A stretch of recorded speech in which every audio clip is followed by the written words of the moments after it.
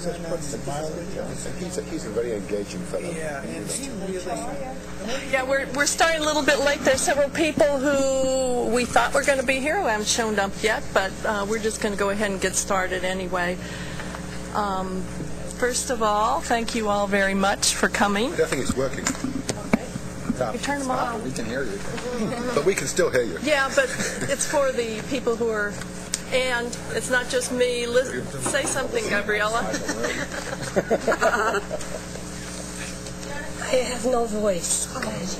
So every time she talks to me this morning, I whisper back, you know, and it's like those social cues. You think if somebody whispers, you're supposed to whisper. But we're going to sit, she wants to sit there so nobody... Okay.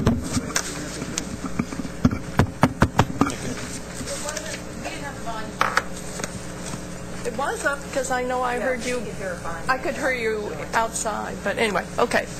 So we're using these because there are a number of folks who are attending this meeting virtually, and we hope that it works okay for them. We know it's not as good as being here in person, but what we do want to make sure is that anybody who's listening online knows that if you have questions or want to make some comments to us, you can use my email address. I actually have my computer here, and now it's working, thanks to our IT folks. And so it's janet.banky@thecb.state.tx.us. It should be on the screen for you now, hopefully. I know there are quite a few of you. Christy from MSU.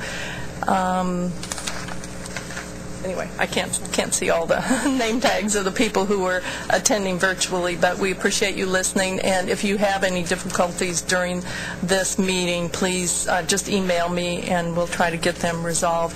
Just so people who are listening out there know who's here, I'm going to ask everybody if they wouldn't mind introducing themselves and saying their institution to make it easier for them. So do you want to start, Stephanie?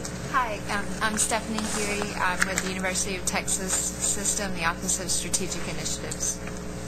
That's not working either.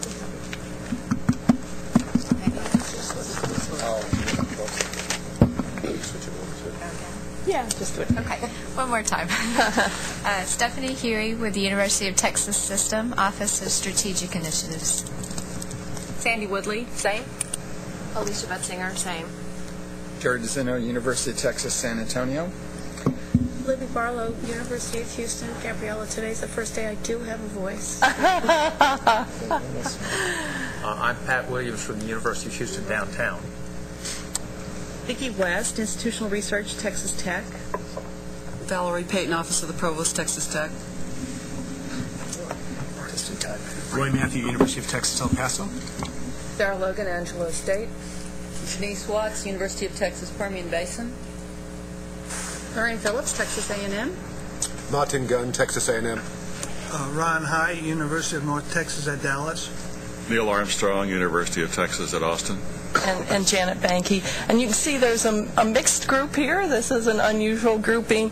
Normally the master's group meets by itself and the emerging research group meets by themselves too, but due to construction here, we're very short on rooms, and since much of the data and information that we're going to discuss today is the same for any university, we thought it wouldn't be harmful to have you guys meet together, and then later on when we discuss value-added measures, we'll ask whether you want to continue to meet in one larger group if you'd rather break out into smaller groups. So that'll be an option for at least a segment of the day-to-day. But the rest of it will all be meeting together, and the comments will be the same.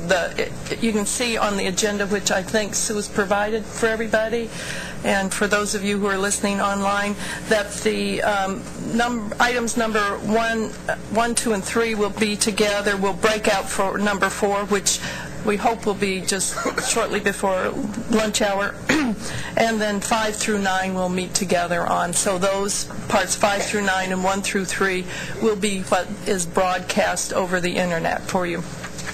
So got one message that somebody can hear out there, so that's a good sign. You can see that we had on the agenda as number 2 the milestone measures for the universities. Susan Brown's going to talk with us about that. She's at another meeting, and she was supposed to be finished there at 9:15 and come over here right afterwards. So until she gets here, we're going to move on to number 3, which is about the accountability system. And of course, I know everybody knows this, but if you have any questions or want to make any comments, just feel free to do so. I know Gabriella's lamenting that she's not going to feel as eager to talk as she normally does, but I bet it will overcome her, and she'll be talking very shortly. Or whispering, as the case may be. Very first thing on the accountability system changes, and this is just to give you guys an update because you know before too long, a second, the page down, before too long we're going to be sending out the announcement that the accountability system is ready, the draft for you to look at, start making your institutional comments on, and examining the data. So before then, a couple of things that are coming up. As the slide shows, the Closing the Gaps targets updates are due the end of next week, and any comments that you might have on the participation forecast are due the following week. Okay, and our current anticipated date for when the draft of accountability will be available is sometime right around Thanksgiving. The person who created our IT system and always maintained it for us has left the agency, and we are trying to train new staff on it. It's a very complicated system from our side, and just getting the data in is a huge effort in creating the databases for it. And so every time there's any kind of change, it kind of ripples through the whole of the system. But anyway, we're hoping that it will be available. They're doing a great job so far, and it will have to be done by the end of December. Usually the first week in January, we actually print the hard copies that go over to the legislature.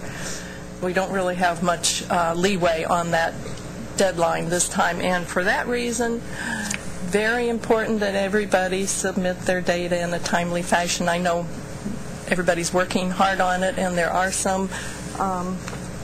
you're welcome. Come up here.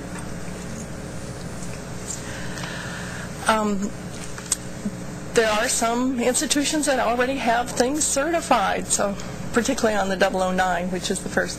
Janet, will the same items that we usually have to provide our own institutional data be, there are no changes to those? Yeah, that's what we're going to work through today, and I've got a couple of handouts that hopefully will address many of those things. So I think that's all of my slides. Oh, CBID. Now, I had that on there because until yesterday we had been told that everybody would have to log on with the CBID.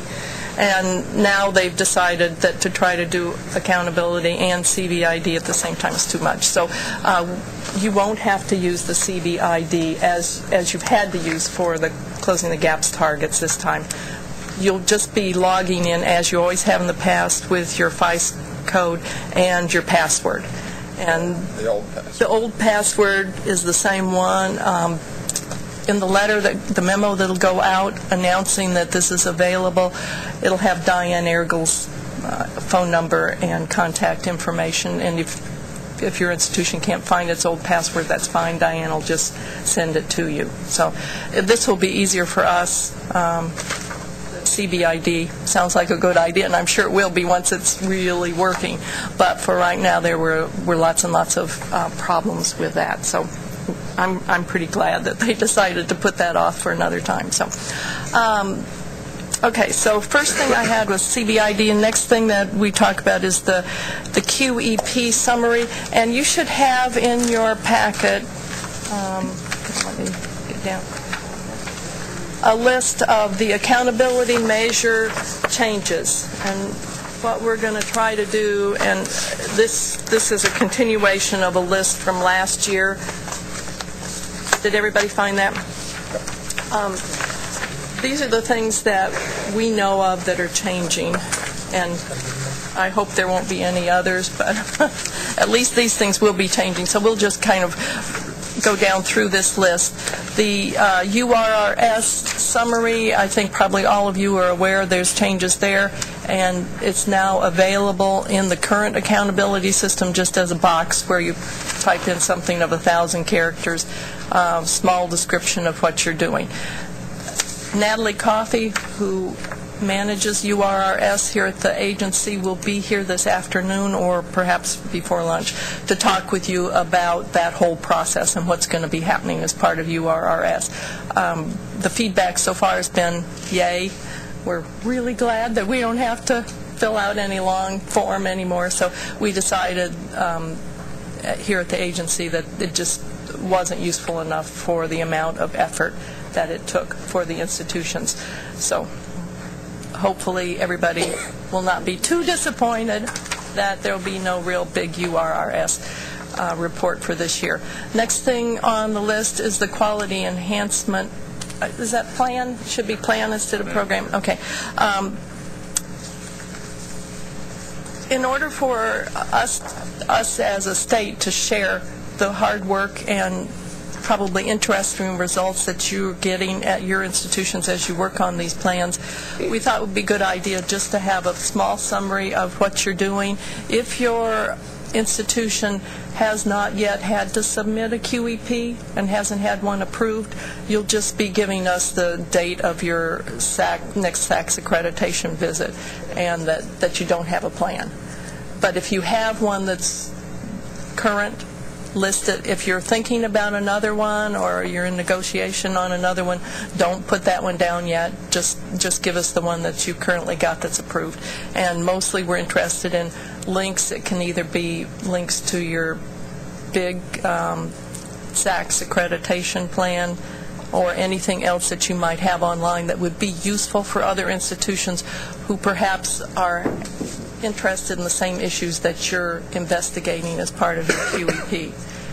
So it's more an attempt to share information and to let legislators and others know that there really is serious work being done on learning at the institutions. Yeah. How much text are you expecting on this? I think we're saying again about 1,000 words, something very, very small. Okay. Janet, if we're submitting our fifth-year report with our final QEP statement, that's 10 pages. Yeah. Links. Yeah. Do you want that, or do you want? If you have it, that would be great. I mean, sure, that's more than 1,000 words. Well, you can put the link in though. Just when you get, and you know, accountability works that any time during the year you can get into the comment boxes and make changes. So if you, during the course of the year, get a link to something that you didn't have one for at the time that you really did your accountability update, go back in and update it. So if you don't have it now, put it in later. In SACS, in your fifth-year report, in your 10-page summary on your QEP, you may not embed links. That's what I was talking about. There are no links. Okay. However, what you're saying is just a link to it. Stick it on our QEP website as our report and put the link in your account. Right. Okay. Yes, exactly. That's what I should have been saying if I wasn't. Okay. Any other questions about the QEP? Okay. The next one down is excellent programs. We get such a broad range of responses from the current question that we ask about things that your institution is doing that you consider excellent. For some, we get none. For others, we get pages and pages and pages. What we really are intending to do with this is just to highlight a couple of things that you think are very major that you do. So there are going to be 2 spots for you to put in small descriptions and links of programs that you consider to be excellent.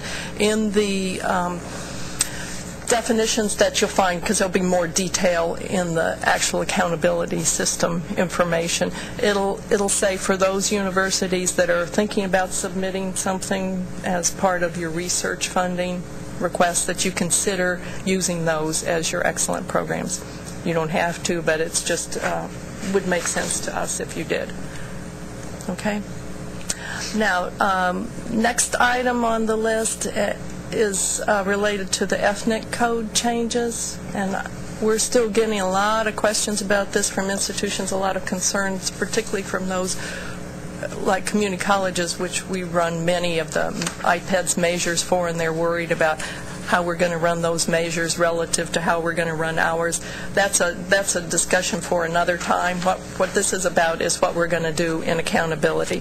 So you can see there for universities that we're going to have a couple of new categories. Okay, so how we intend to do it is first to pull out all the students who list themselves as international in the race question.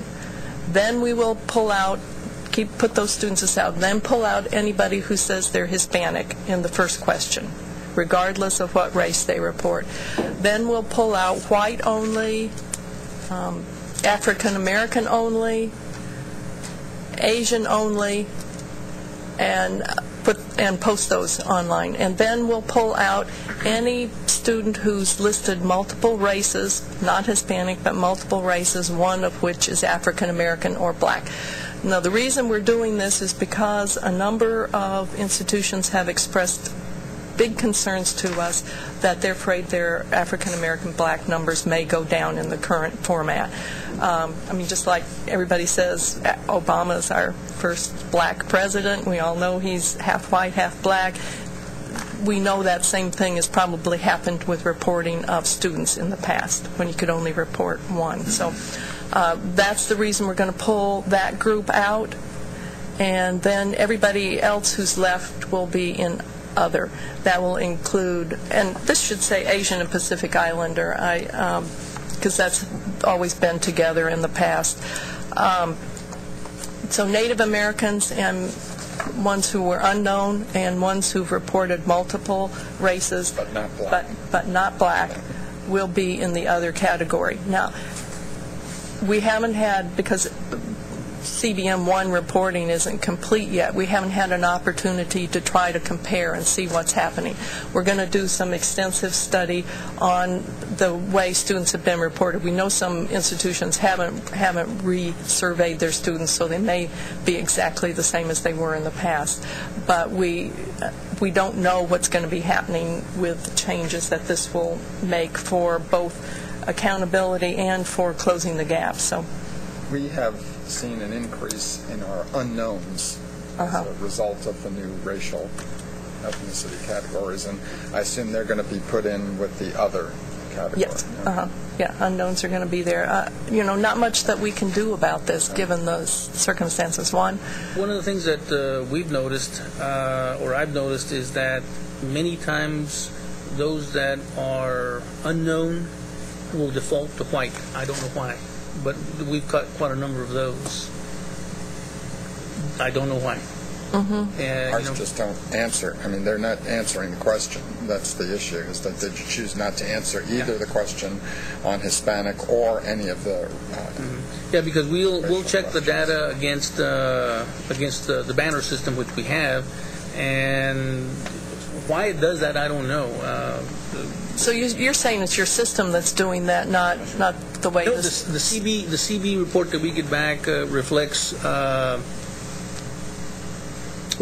unknown. You're talking about your edit report. Does BANA, the system, do that? No, the report that the edit report that you're getting back on the one.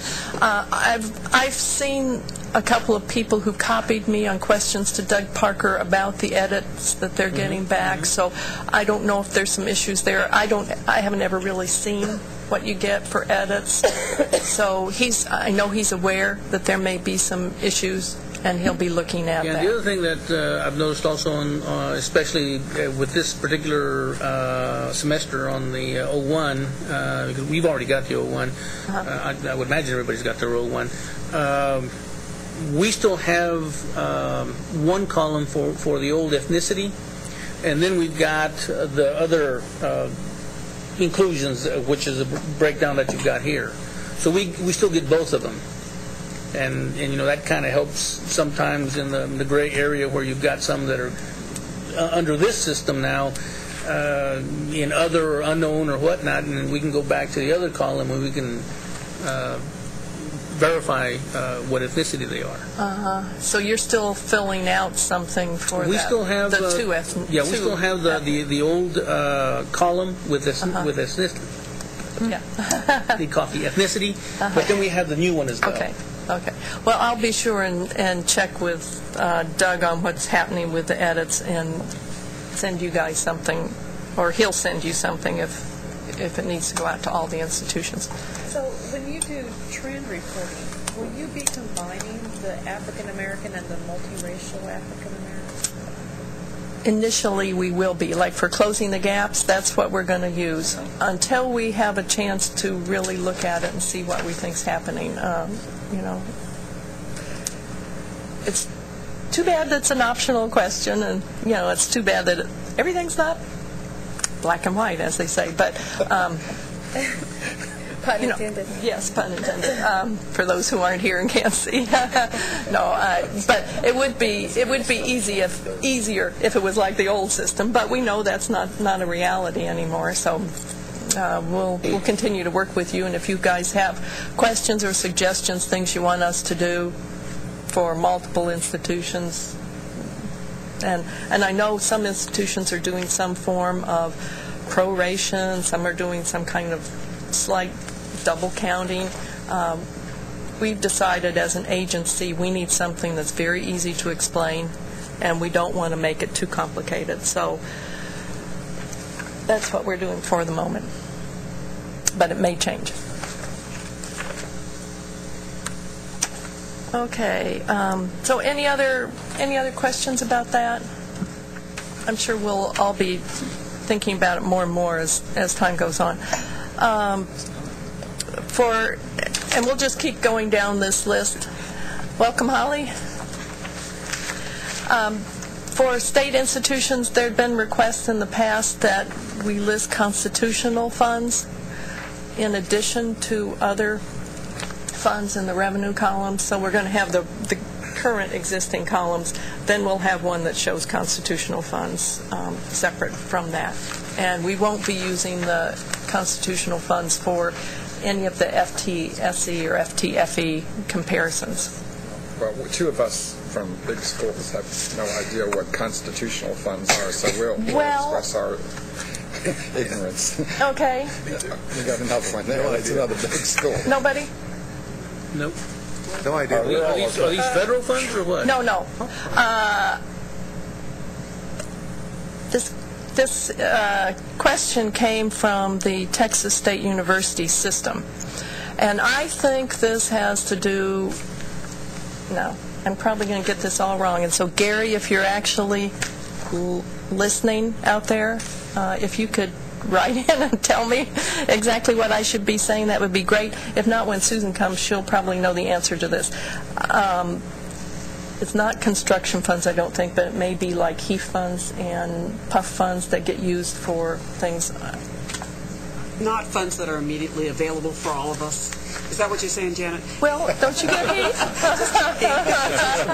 I think maybe...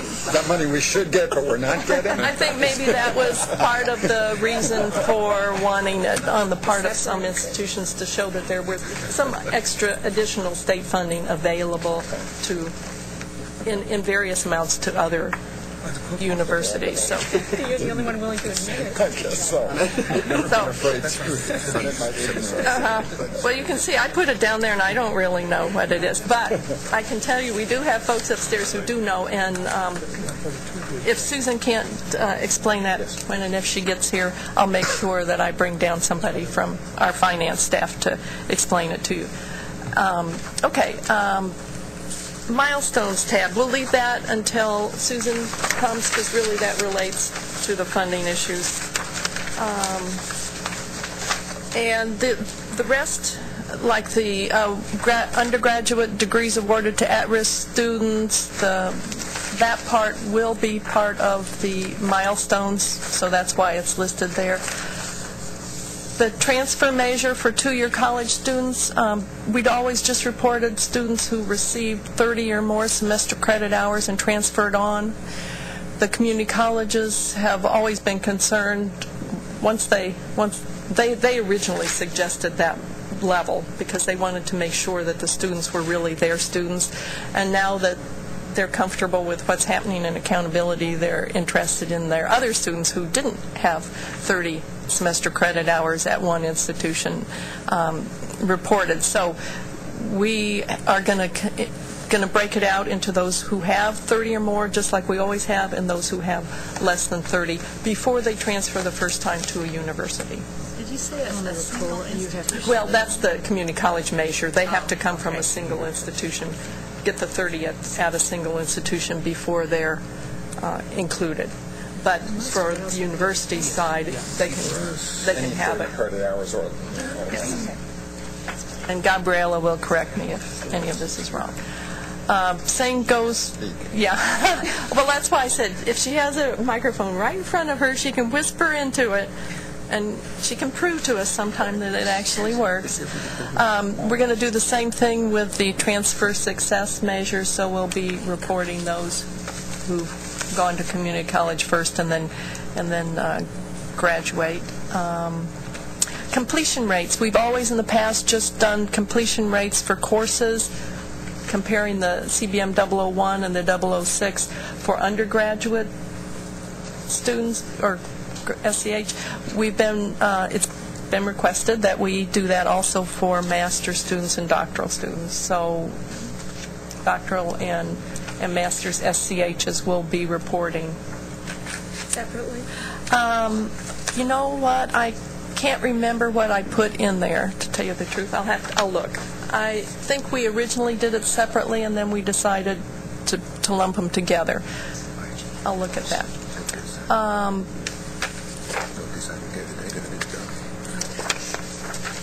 The next one is about the full-time equivalent students. When we originally started accountability, there was great interest in showing FTSE students by ethnicity. We can't see that there's any continued interest in that, and we end up with just lots and lots of questions on why the FTSE numbers don't match. And it's because normally when we report it, it's off of the CBM 004 instead of the 1, which we have to use the 1 in order to have ethnicity. We've decided that it'd just be much better to go to the 4 for this measure so that there won't be any discrepancy. So we'll be changing, anytime we change a measure, we change it for all of the system, not just for the latest year. So Janet, on the item before that, course completion rate, did you say that you're using the 1 for that? If I did, I didn't intend to. Okay, good. But I may have. No, I hope I just said that we were using the 1 for the FTSE for that next one. So that's okay with everybody? No complaints about that? And the 2-year persistence rate, because now we're finding there are a few students who come to college with enough semester credit hours that they're able to graduate in 2 years, that we're going to do that as both persistence and graduation. So if you've gotten a student who came, say, from high school with 60 semester credit hours and they can finish within that 2-year period, they wouldn't be persisting at some point in time, and we want to make sure that we include them as a success for your institution. We anticipate it's going to be a very, very small number, but it's a source of concern to some institutions who have good students, and it may look like they're doing less well with some of their students, and it's only because they've completed already that they're not persisting. So, any question about that? Janet, you did just say that when these changes are made, the prior years that show in the accountability system will be calculated the same way. We recalculate everything. Calculate everything. So we'll have trend data. Yes, yeah. And for this one, I anticipate that it won't show very much, especially in a lot of the really early years in accountability, because there just weren't as many students taking them. And these are for the accountability report. I'm curious because some of these things are already reported in the LBB report. Right. So why the duplication? I'm sorry. I mean, I do reports like crazy all year long, and a lot of this material is simply duplicated. Yeah, all this information that's here is coming directly from what you report to us, so you don't have to do anything else. Okay. With the exception of very few measures in accountability, we run everything. And in fact, we run some of the measures that you guys report to the LBB. We have had extensive conversations with the LBB for the past 3 years, saying, for the things that we have the information on, can't we report them to you for the institutions? Their response is, we want the institutions to feel responsible and own the data. So, and so we want them to report directly. I think also another issue that I've heard as a problem is their system is so antiquated that we couldn't just send over files for them. And so, once again, it's not working from their point of view. What we've tried to do for many years also is make sure their measures and our measures match, and we've changed a number of our measures to match their measures, or broken ours into pieces so that they match their measures. We do have still an issue with timing of reports. We sometimes don't get things in time to be able to report them out, and so there's that issue too. But in many cases, if the timing of the reports isn't an issue, all you have to do is go to accountability and get your numbers. Janet, has there been any discussion about separating the part of the process that gives us back the funding, the undergraduate funding cap, or the undergraduate and graduate funding cap lists, separating that from certifying? Because we're holding out. We finished our data weeks ago, but we're holding out on certifying because we want that updated list of the students who are approaching the funding limits. And if we certify, either we don't get that list or we have to uncertify and do all that. So if those processes were separated, we'd be faster. Let me just email Doug real quickly and ask him if he would come up, because I think he would be the one who would need to respond to that question. The data's old enough as it is. These are the students who are 30,000.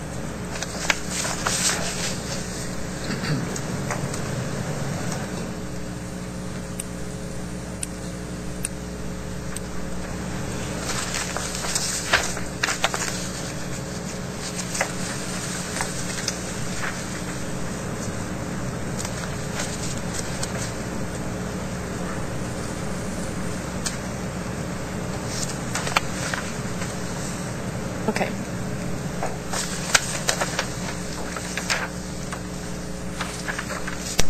I like the way I spell. Anyway. Okay. He'll get there. Okay, so we'll ask him that question, and we can also ask about the edit question when he comes up.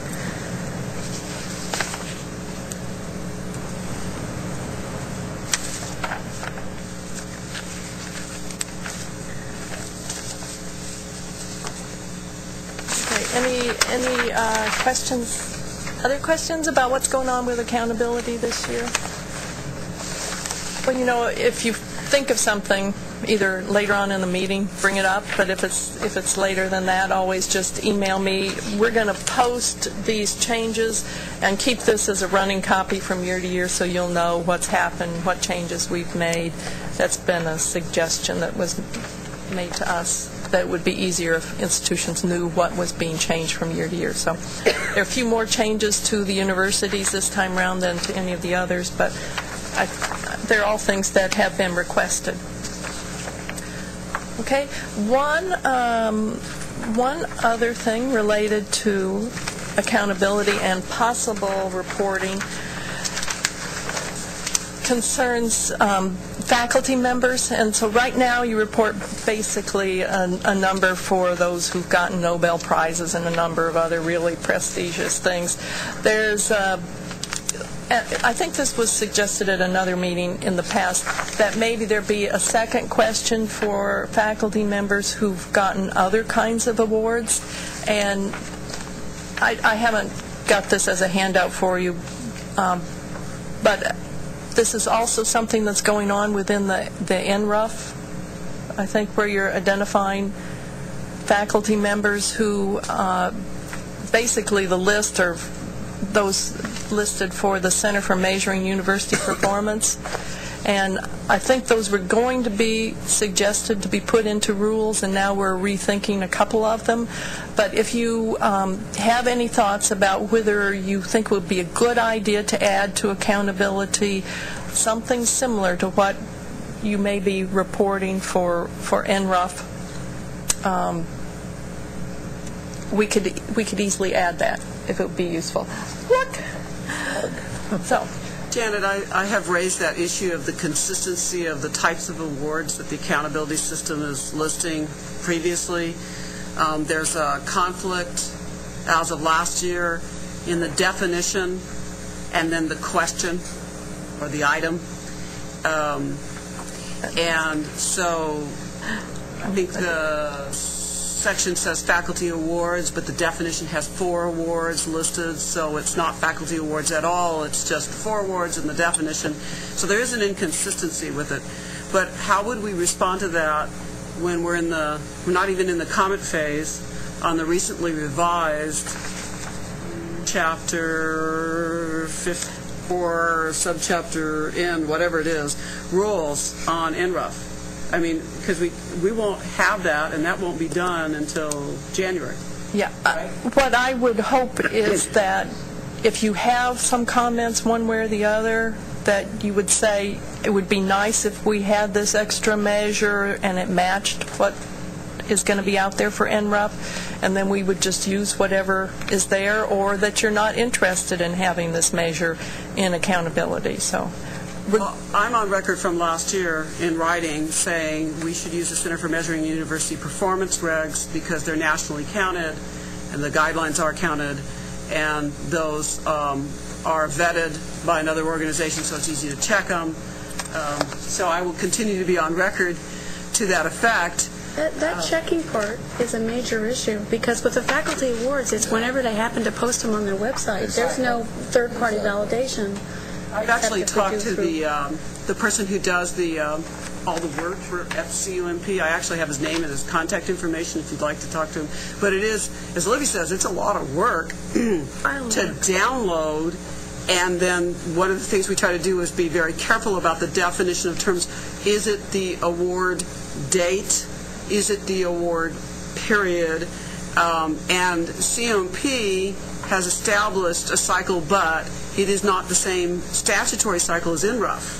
Because NRUF is a fiscal cycle and CUMP is a calendar year cycle. So I can forward the name of the person at CUMP who's the programmer and the person who does the research on the back of that. He's very nice. You can talk to him and see what you learn. Maybe they can give you the data, and we don't have to be bothered by it. It's 2 years old. Oh, it's 2 years old. In that case. Although, it's always going to be 18 months old, because you just can't get it faster than that, except for us to self-report. I mean, that would be the only other way. Right. And then we'd have to question each other. Let's finish this one. Okay. Anybody else have a preference for this be included for next year's accountability system, or I hesitate wait on to say anything until I talk to the provost, but personally I agree with Val in terms of having some degree of agreement between what we're doing for NRUF versus so personally, but it's hard to say what others will say. Okay. But Janet, just that brings up a good point. I mean, either we need to be consistent and align with regulations when they come out, or not have it. Right. I mean, I think we should do one or the other, because right now it really is, I like to talk about squishy variables. It really is the way it currently is. It's undefined, untrackable, unmeasurable.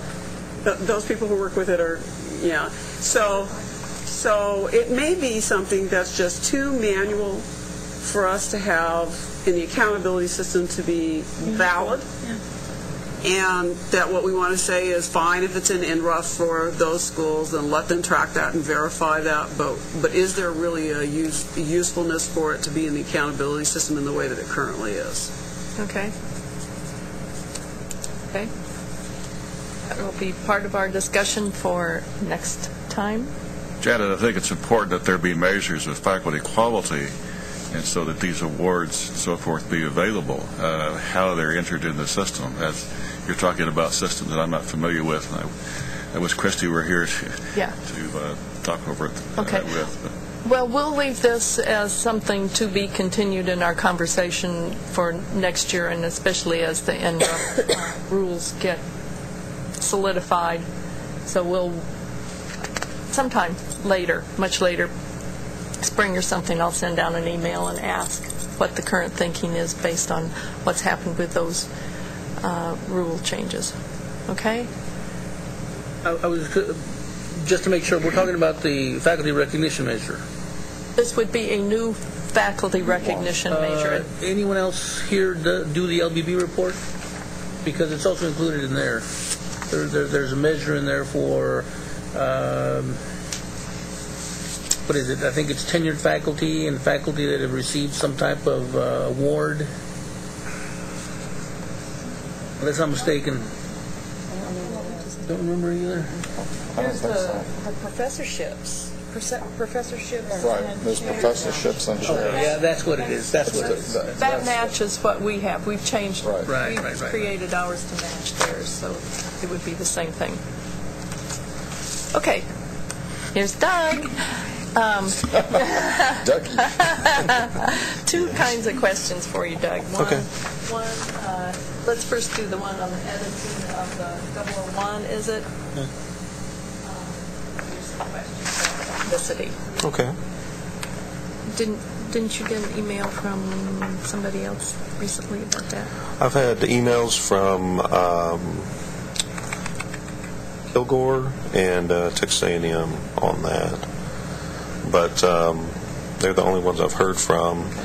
And I think the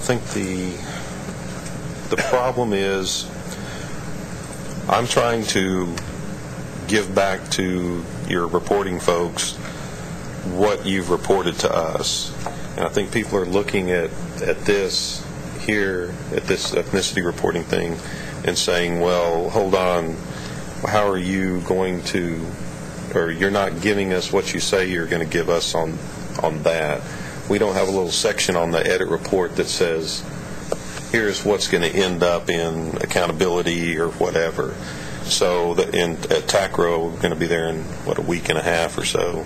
I was going to ask people there if that's something that we need to put another section on the, like CBMO 1 report or the 9, anything that does with the students or the faculty, and say, okay, this is what's going to end up in accountability, let's say, to be done.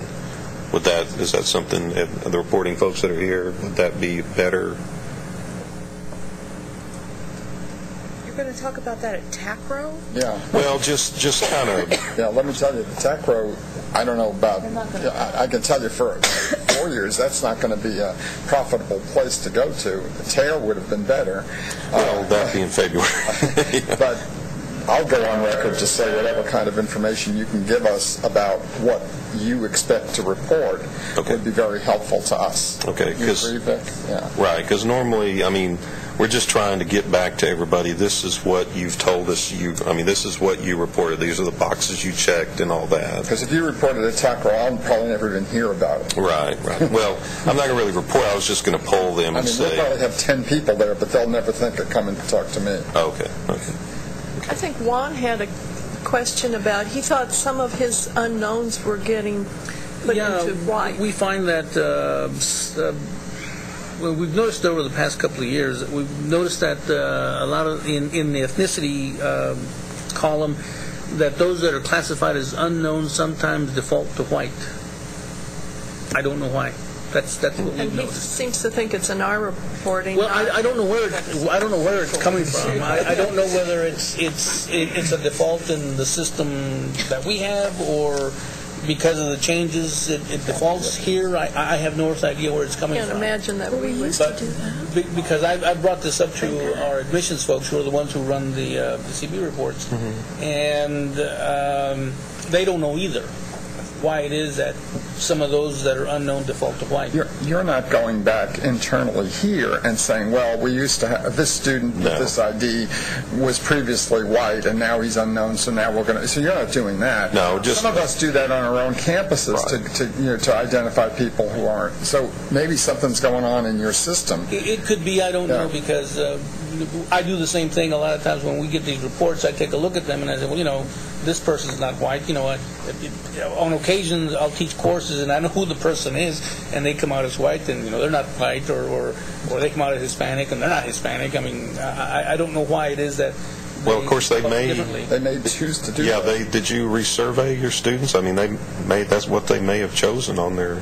Yeah, we're finding some of that, but what can you do? It's self-report. Exactly. Right. We're finding out with gender, too. Exactly. Let me tell you, if you had 3 or 4 categories for gender, we'd have them more. For me, the concern was those that were in the unknown category, because they default to white. I don't know why. I mean, we could definitely, if you could shoot me an email, we'll check. I mean, if we could look at one semester or something, we can see what you reported exactly. Now, is this on the newest stuff, or has this been in prior years? Like I said, we've noticed over the past couple of years that for whatever reason, I don't know whether in working with the system preparatory to the way that it's going to be set up now, that perhaps there was something in the system that was defaulting them. I don't know. It shouldn't be that way. We should just be taking exactly what y'all told us and then putting them in the little categories. So. And then the other question. Anybody want to? I think that's my question. Doug, we delayed certifying this fall because we wanted the list of the students approaching the funding limits. We rely on those because we charge those students. And, we want to be certified because there's a whole set of processes that we need to do internally, and the chancellor's waiting, but we need those lists. And so I'm wondering if there's been any discussion about disaggregating the process so that we can certify and then still get the list later if it takes longer for the rest of the institutions to certify. Well, without having to uncertify, which you don't want us to do, right? In a way, well,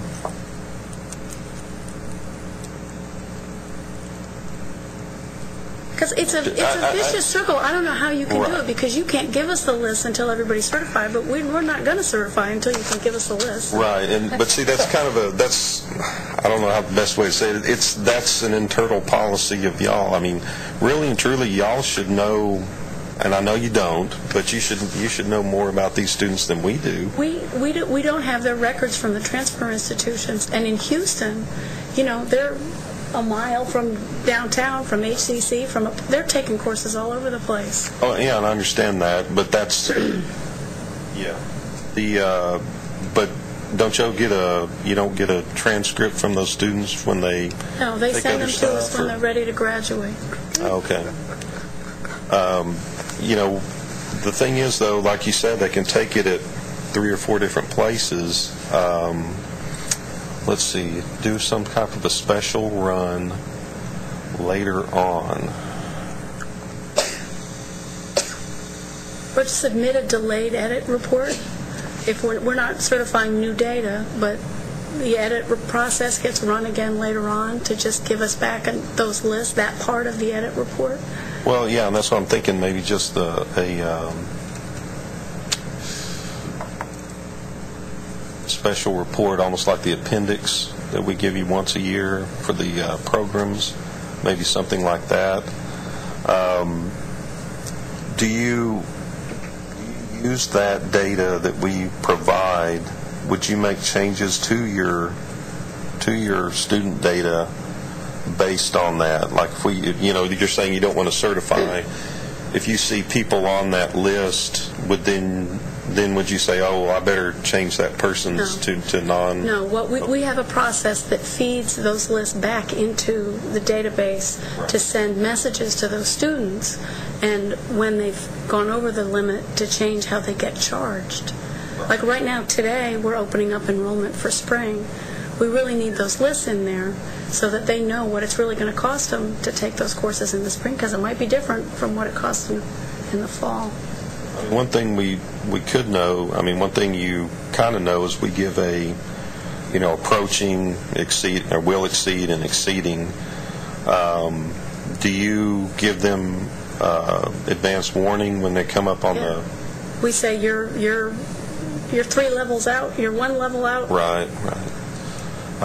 The bomb has dropped. Does anybody else have this same issue? And how are you handling it if you don't? Are we the only ones charging these students premium tuition? And we charge them. Unfortunately, that is out of the registrar's office. So I don't know. I mean, there's several. I know there's. You're not the only one out there, and you're not the only one that's holding up certification now because they don't have the list. So yes. Okay, let me think about how we could try to do that. Because you're right. I mean, right now we're being held up by a couple of community colleges, basically, that have switched student information systems and are having problems getting their data to us. So, Banner strikes again. It's always a problem. Okay, that's good. Thank you very much. Good point. That's it. Great, thanks. They weren't too bad to you, right? He wrote back he'd come up if you were going to be nice to him. But shouldn't he consider himself to be on call? Pretty much, So, somebody who's listening has a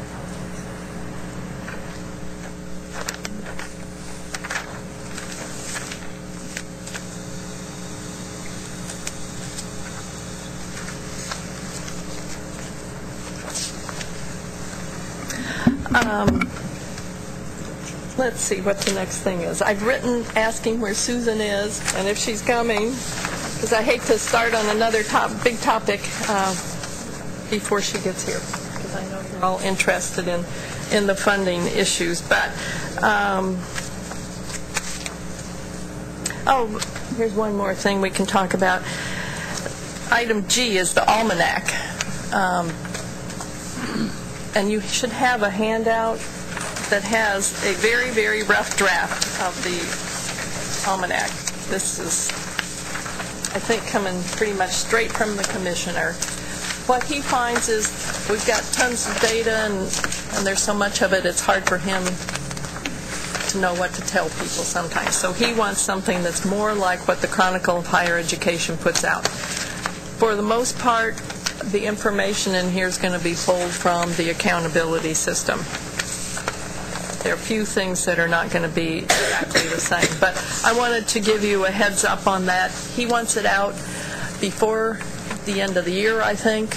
And I think there's going to be somebody who's hired to format it and make it lovely. But is this in place with the resume? Oh no. And I don't even know if it's in place of, our board also wanted a separate resume. We do the 2 that are required by statute, and our board wanted another one in which we rank institutions or indicate how well institutions are doing by either marking them as red or green. Everybody was either going to be red or green on a number of measures. We've done some drafts on that, and we've kind of put it aside because we haven't gotten extra questions about it, and we're going to leave it aside for now. But this is in addition to the online resume, which we'll be working on as soon as accountability is finished. So they want some national comparisons. It won't be anything you'll have to do, hopefully, except look at it and make sure it's okay. But as I said, most of it's going to come directly from accountability, so if accountability is okay, I think this will be as well. But it's just one more thing to look out for and know and inform your administration, because there may be questions coming from it when they go to testify. So a quick comment. So these are the elements that would be the suggested elements? Yes. So one of the things that we've been working on at the University of Texas system is kind of all of the issues surrounding looking at graduation rates and the comparison of graduation rates. I know the coordinating board yourselves, when you were looking at the funding model, in order to put graduation rates in a better perspective, you looked at the predicted. Because it is really kind of, so much of what happens in that narrow definition of student success happens before they reach the campus. So having a valid comparison of one institution who has different kinds of students to the other, you've recognized in some of your other other. So I have a particular concern about using graduation rates instead of using something like, degrees produced, degree production ratios. We've looked at some of those kinds of things at the Texas system to get a better handle on the actual success in graduation of their institutions beyond just those first-time, full-time freshmen. I mean, we found in our research that some of our institutions have fewer than a fifth, on average a third of their institutions who actually show up in this statistic, because we have non-traditional campuses, a lot of non-traditional students on there.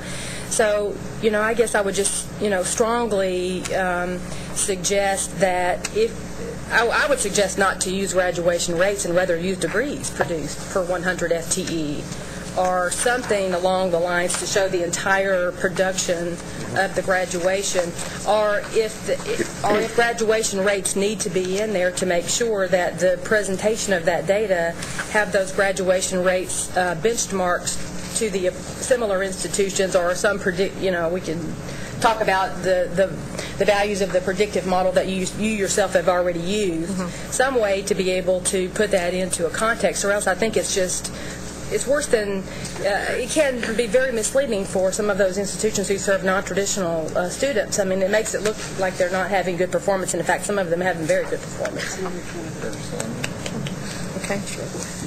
The UT system has done I saw a copy of the PowerPoint that Dr. Pryor gave to the the Academic Affairs Committee of the board, and it's really a good job showing various measures of success for institutions, and it's a serious effort to bring to the forefront both the weaknesses of that without throwing them out necessarily, but showing some additional measures that could be used, and showing how, depending on the measure that you're using, the status of a particular institution in terms of those measures changes drastically. This hang-up we have on graduation rates that essentially started with NCAA statistics is really frustrating to many of us from campuses that don't have a high percentage of first-time, full-time freshmen, and relying on that to be your only measure of graduation success. And we're not denying the importance of that, because that is a group of students that we need to be more successful with. But we also want to give credit for the other kinds of students that we have and the successes that they have. The one measure that we kept coming back to, and I would like to share with you, I think you've seen an earlier draft of the graduation rate paper that we did, and I'd like to share it with you just as a way for maybe your consideration on additional metrics, or maybe putting the ones that you have in context. But, looking at degrees produced per 100 FTE allows you a national comparison that that gets at all of your students in the pipeline. It kind of shows, kind of what your total level of production with all of the students that you have. Now, the metric that we used was degrees produced per 100 FTE 4 years earlier, as a way to sort of take into account, it's not a cohort measure, but it kind of mimics that cohort measure. One of the measures that we're actually looking at right now is a number of bachelor's degrees per undergraduate. Yeah. Yes. Enrollment. Right. And we, or undergraduate enrollment per, Exactly. Or however. Pick a direction you want to do it, Exactly. but looking at just those two. Which I think would be far superior to using graduation rates even on your almanac here, if I could just suggest that maybe consider that. We're going to put it both of them in almanac. And then if you do the graduation rates, if there's some way to benchmark those to similar, we use peers, as you know, the benchmark to similar institutions or the predicted. Okay, the one that we won't be doing, we will be looking at graduation rates across the state, using the same in other institutions, not just at the same institution, for one thing. Okay, so I'm sorry. So talk about that. I guess I'm not We'll be clear. using the in-state graduation rate by institution. The stuff that we're doing for the national will be using it's going to be state numbers. It's not going to be by institution at all. Right. So, Which is for institutions like UTSA, where we have a significant number of our initial cohort of full-time, first-times transferring on, because we have 25% of our entering class CAP students, and the large majority of them end up going to UT Austin and graduating wonderfully within 6 years. It's certainly not noted when you look at a 30% graduation rate. Exactly. No, we will be only using the same and other institution for the in-state, for all of our stuff by institution. We won't be using that. But and we will be doing the ratio of graduates to undergraduates. Oh, perfect. That's good. There's another metric in there. We're never going to get away. Well, no, not in the foreseeable future, and I'm not going to be around. Well, and I don't even think I don't think it's to be thrown out measure either. I just think that, like you've done in other areas here at the coordinating board yourselves, put it into the appropriate context and show what slice of the story it tells. Yeah, because it obviously doesn't tell the whole story. I mean, there's no way. One of the nice things that, and compliment Dr. Pryor, or you guys, whoever did it, on one of the slides, and there was a slide that showed 6 or 7 different types of measures, and what he did for the board there and the board committee was say these cover these students, these cover these. It really was a very nice graphic to show sophisticated but naive sophisticated folks what the complexity was. It laid it out very, very clearly. I'm interested in seeing that. I assume it's public record, but I'd love to see it because you're looking at a group of institutions that have a lot of variation from an overview. And we would love to see, the rest of us would love to learn from that. We'd love to share it with all of you. If you'll just, I don't know, if you could get me if I could send it to you and you can send it out to the group, we'd be happy to, love to share it. Really good job. Thank you. Thank you. As I get it, I will provide it. Start as soon as I but so that you'll be prepared when she comes back. There's 3 items in your packet. One is labeled milestones at the top. One is called outcomes-based learning. And the last one are some slides from our board meeting. Right.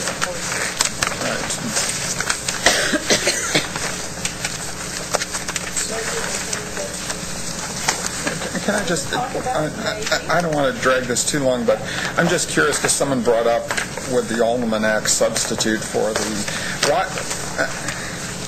what new audience will the almanac be directed at that the other myriad communications of institutional performance do not cover? I'm just curious what the niche is for the almanac. I don't think it's a new audience. I think it's just another way to get at the same audience, which is... It is. A lot of the information is pulled directly from the accountability system. What we are finding is a lot of presidents and provosts don't even have a clue that the accountability system is there. And it's another way of trying to get the data out in front of them so people. I mean, this group is probably not the group it's necessarily targeted at in this room. But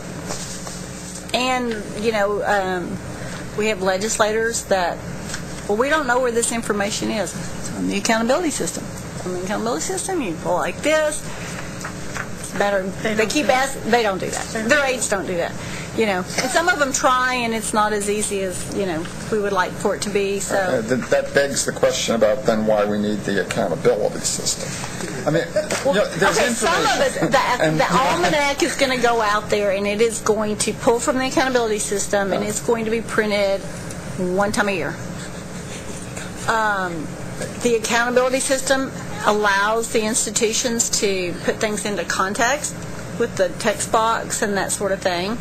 It has a lot more than the almanac is going to have. It has those contextual measures and all that kind of stuff that the almanac is not necessarily going to have. It's going to be you will be able to download it. I mean, it's downloadable and that sort of thing, which the almanac may or may not be at this point. Right now, it may not.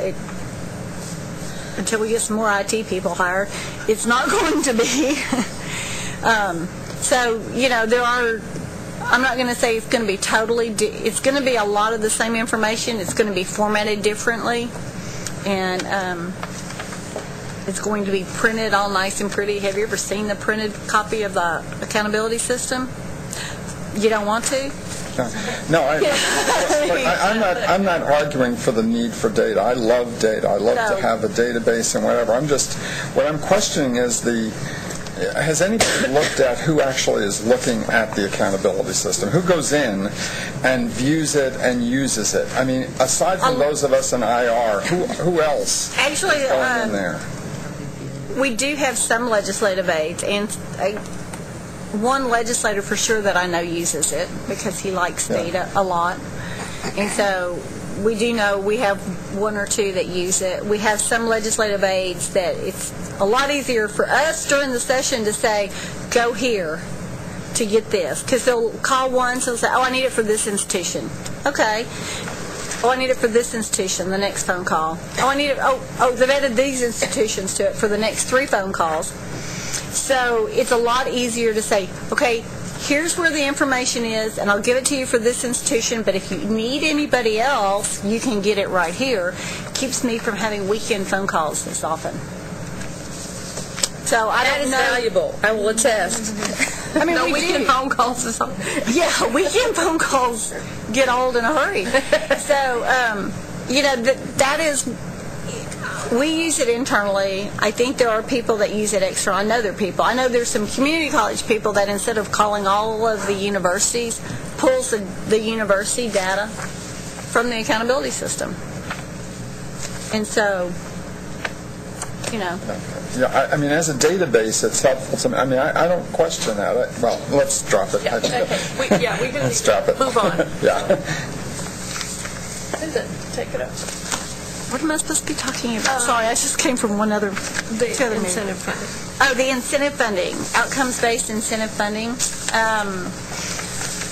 The coordinating board originally in April adopted formula funding recommendations that changed the from funding on attempted hours to funding on completed hours. After meeting with institutions and different groups and legislative hearings, we have made a different recommendation to not fund on completed hours.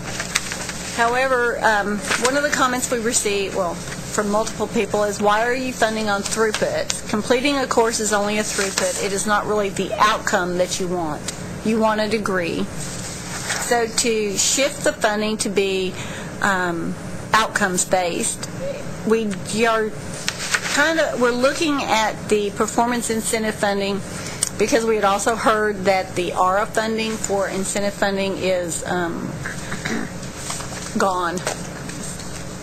Won't be around, period. So what we talked about doing and what the recommendation has come down to, and everybody has one of these at your place, is the description of it, is to look at, kind of take the format of the current performance incentive funding that's in statute already, but ratchet it back to be the undergraduate portion of it, because that's really where we need the most help, is getting students through the undergraduate level. And it's looking at total bachelor's degrees, gives a bump for those critical fields that we've been targeting and closing the gaps. We've been targeting them since 2000. And then also for at-risk students. And it has the same definition it had as for the performance incentive funding. We're requesting that 10% of the base formula funding for undergraduate students, not 10% of the total base funding, but 10% of the base funding for undergraduate students in the second year of the biennium be used to fund this. And the reason it's just the undergraduate funding is because these are all, the only way you could earn any of these is by graduating more undergraduates, so it doesn't really affect the graduates, the graduate programs, so it's all focused on undergraduate. The only thing that is different is this predicted graduation factor. And basically we looked at two things. We looked at top 10% students and students on Pell Grants, and we came up with what the graduation rate would be across the board for students that started as top 10% or Pell. So we're only looking at high school students directly from high school that enter higher ed. We're not even looking at first-time, full-time. We just top 10%, and those on Pell, how did they do? Got graduation rate. And then we developed a predicted graduation rate for every institution. It's not, you're not going to be compared against anybody else. You're only going to be compared against what would be predicted for you. And then we looked at what that same cohort of students did. So are you better than would be predicted given your students, or are you worse than being predicted given your students? And the points for that one are the difference between your cohort size, and if you're positive, it's that percentage positive times the cohort size, or that percentage negative times the cohort size. So really it comes out to very small numbers for that one measure. The funding is split just like it is in the incentive funding. Half of the funding is on improvement, half of the funding is on a 3-year rolling average. That is the recommendation that we're going to be bringing forward. The board voted on it last Thursday. Can remember the day. Voted on it last Thursday to have that be the new formula funding recommendation that goes to the legislature. Part of the reason for having that predicted graduation rate is that we kept getting comments from some legislators, well, we want to make sure that institutions aren't compared to each other. And they wanted to look at different SAT scores. Well, they didn't want to take into account the different percentage of students on Pell. And we thought that was one of the most important factors so we added that to it and kind of changed it around to top 10% instead of SAT score. Because there's all sorts of issues with SAT scores that we didn't want to have to get into. Just a follow-up question on the cohort. Are you just using high school students from Texas with top 10? So you're using high school students from Texas with top 10 and excluding everybody else? Right. When you're looking at the graduation rate, are you looking at the graduation rate of that cohort or the graduation rate overall? That cohort. Of that cohort? That cohort. Alone. Okay. That cohort alone.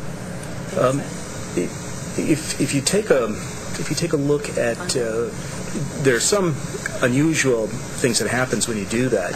It's, I think, fairly stable for larger institutions, but if you take a look at some of the smaller institutions, if you look at the top performing institution in that model, for example, you get the percentage of Pell for that group is very, very large once you do that for that. The percentage of Pell for everybody is actually probably higher than people would expect. Oh, that's true, but for that one, for the smaller institutions, it becomes a pretty significant factor. Yes, it is. Yeah, and so it actually, the model becomes a little bit unstable when you do that. So I just ask, if you take a look at the top performing institution, they, for example, have something like 70 some odd or 60 some odd % in Pell, when their normal Pell that they report to IPEDS, for example, is 11, 12, 13, 14. And that's because their normal Pell is based on all undergraduate? Or actually all students, % of all students, isn't it? That's true, but that's absolutely true. What happens, though, you get a different picture of a different subgroup of students, not representative of the larger institution as a whole. So, so that's one thing. One of the other things that I noticed is some of the institutions has a predicted value in the upper range that's over 100, at least one now in this model. I'd expect, so if you look at the... I haven't seen a model that had anybody over 100. You'd have to actually look at the confidence interval for that, and you'll see that the upper limit of the confidence interval for one is above 100. So which that means is, in the future, as some institutions do better, you're going to get some institutions that are expected to perform higher than 100 if we keep going up in the trends. And so one of the things I wondered is, have you thought about what it means if you transform the data? You have to. And when you transform the data, for example, you do the log or take the square of the variable. Usually that's what we do to try to adjust for those kinds of things. It changes the outcome. Right. It changes the institution. Again, the middle institutions seem to be okay, but the end institutions, up and down, seem to change slightly. So there's some issues in terms of stability of the model. So in other words, if you just take a ranking of institutions, if we sort of rank order the institutions, now as they are in this model, assuming that all the data is representative and it gives us a correct picture, if we transform the data to address for some of the other kind of statistical issues that we see, we then see a different rank order. Although we haven't done anything different as institutions, we get a different ranking of institutions. And if we do the third transformation, there are multiple ways we can address the problem. It actually reorders the institutions again in different ways. For some institutions, it doesn't make a big difference. But so if you are thinking about transformations or doing any other things with the model, it'd be helpful to share that with institutions so we can take a quick look at that information. So there are two questions. Is it a representative sample that we're pulling now when we pull out those? It seems reasonable, but it does provide some unusual numbers for some unusual institutions. Well, and part of what we were trying to do by pulling that sample out is for those institutions that don't get necessarily a lot of their first-time entering students directly from high school, we all know that that's, you've got a totally different mix when you start doing that, and we didn't want to try and figure all that part of it out. So we did narrow it down to those students to try and answer this legislative. Fair enough. I mean, I think that was but if you just take a look at those upper performing institutions and just to see if that seems reasonable, that would be one caution. The other is, I think, some follow-up questions. I don't know, should we send it to Don? Why we didn't leave, I wondered if we considered many variables in developing the model, but if you leave some of those variables, even though their contribution to the fit isn't very good, it will change the coefficients and how institutions rank. So just some thinking on exactly what it is, why he pulled some information out. And I understand Don is using the two most important predictors, and that's interesting and good if the whole purpose is just to have simply a parsimonious model. But when you add the other predictors, number one, you will increase the proportion of variance that's explained, even predictors that in and of themselves are not statistically as important or important, but they may be theoretically important, and again, the addition of those predictors improves the fit of the model and therefore will change the evaluation of any individual institution within the rank orders that result. So while I understand it has to do with the purpose of your regression model, if this was simply a way for us to predict what's your graduation rate, and it wasn't going to be used beyond that, I'd say, by all means, let's just use those two predictors. But that's not the purpose. The purpose is to explain as much variance as you possibly can, and to distribute money based on it, and therefore throwing out predictors simply because they don't appear to be statistically as important is not a good methodological strategy here. Exactly. The comment on my part is what happens when you can't use the top 10. Yeah, because something different from the upper level. Yeah, he is actually in the process of looking at all institutions statewide, but looking only at juniors and above and graduation rates based on the junior, looking at Pell, looking at number of hours completed in the last, how many years it took them to get that number of hours and that kind of stuff, and trying to develop something. But right now, we're working on it, but we're not there yet. We do understand that. And for the new institutions... Now a follow-up question on that. Since, unlike other institutions, we're not going to have the top 10. We're not going to include that.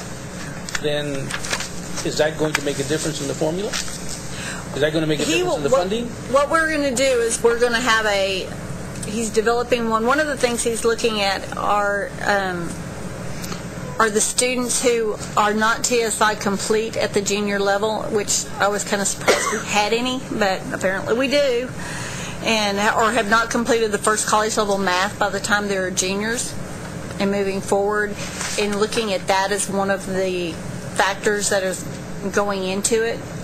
So he's looking at a lot of different ones, and then he will develop a predicted graduation for the students at the junior level going forward, and then apply that to those 5 upper levels that we have.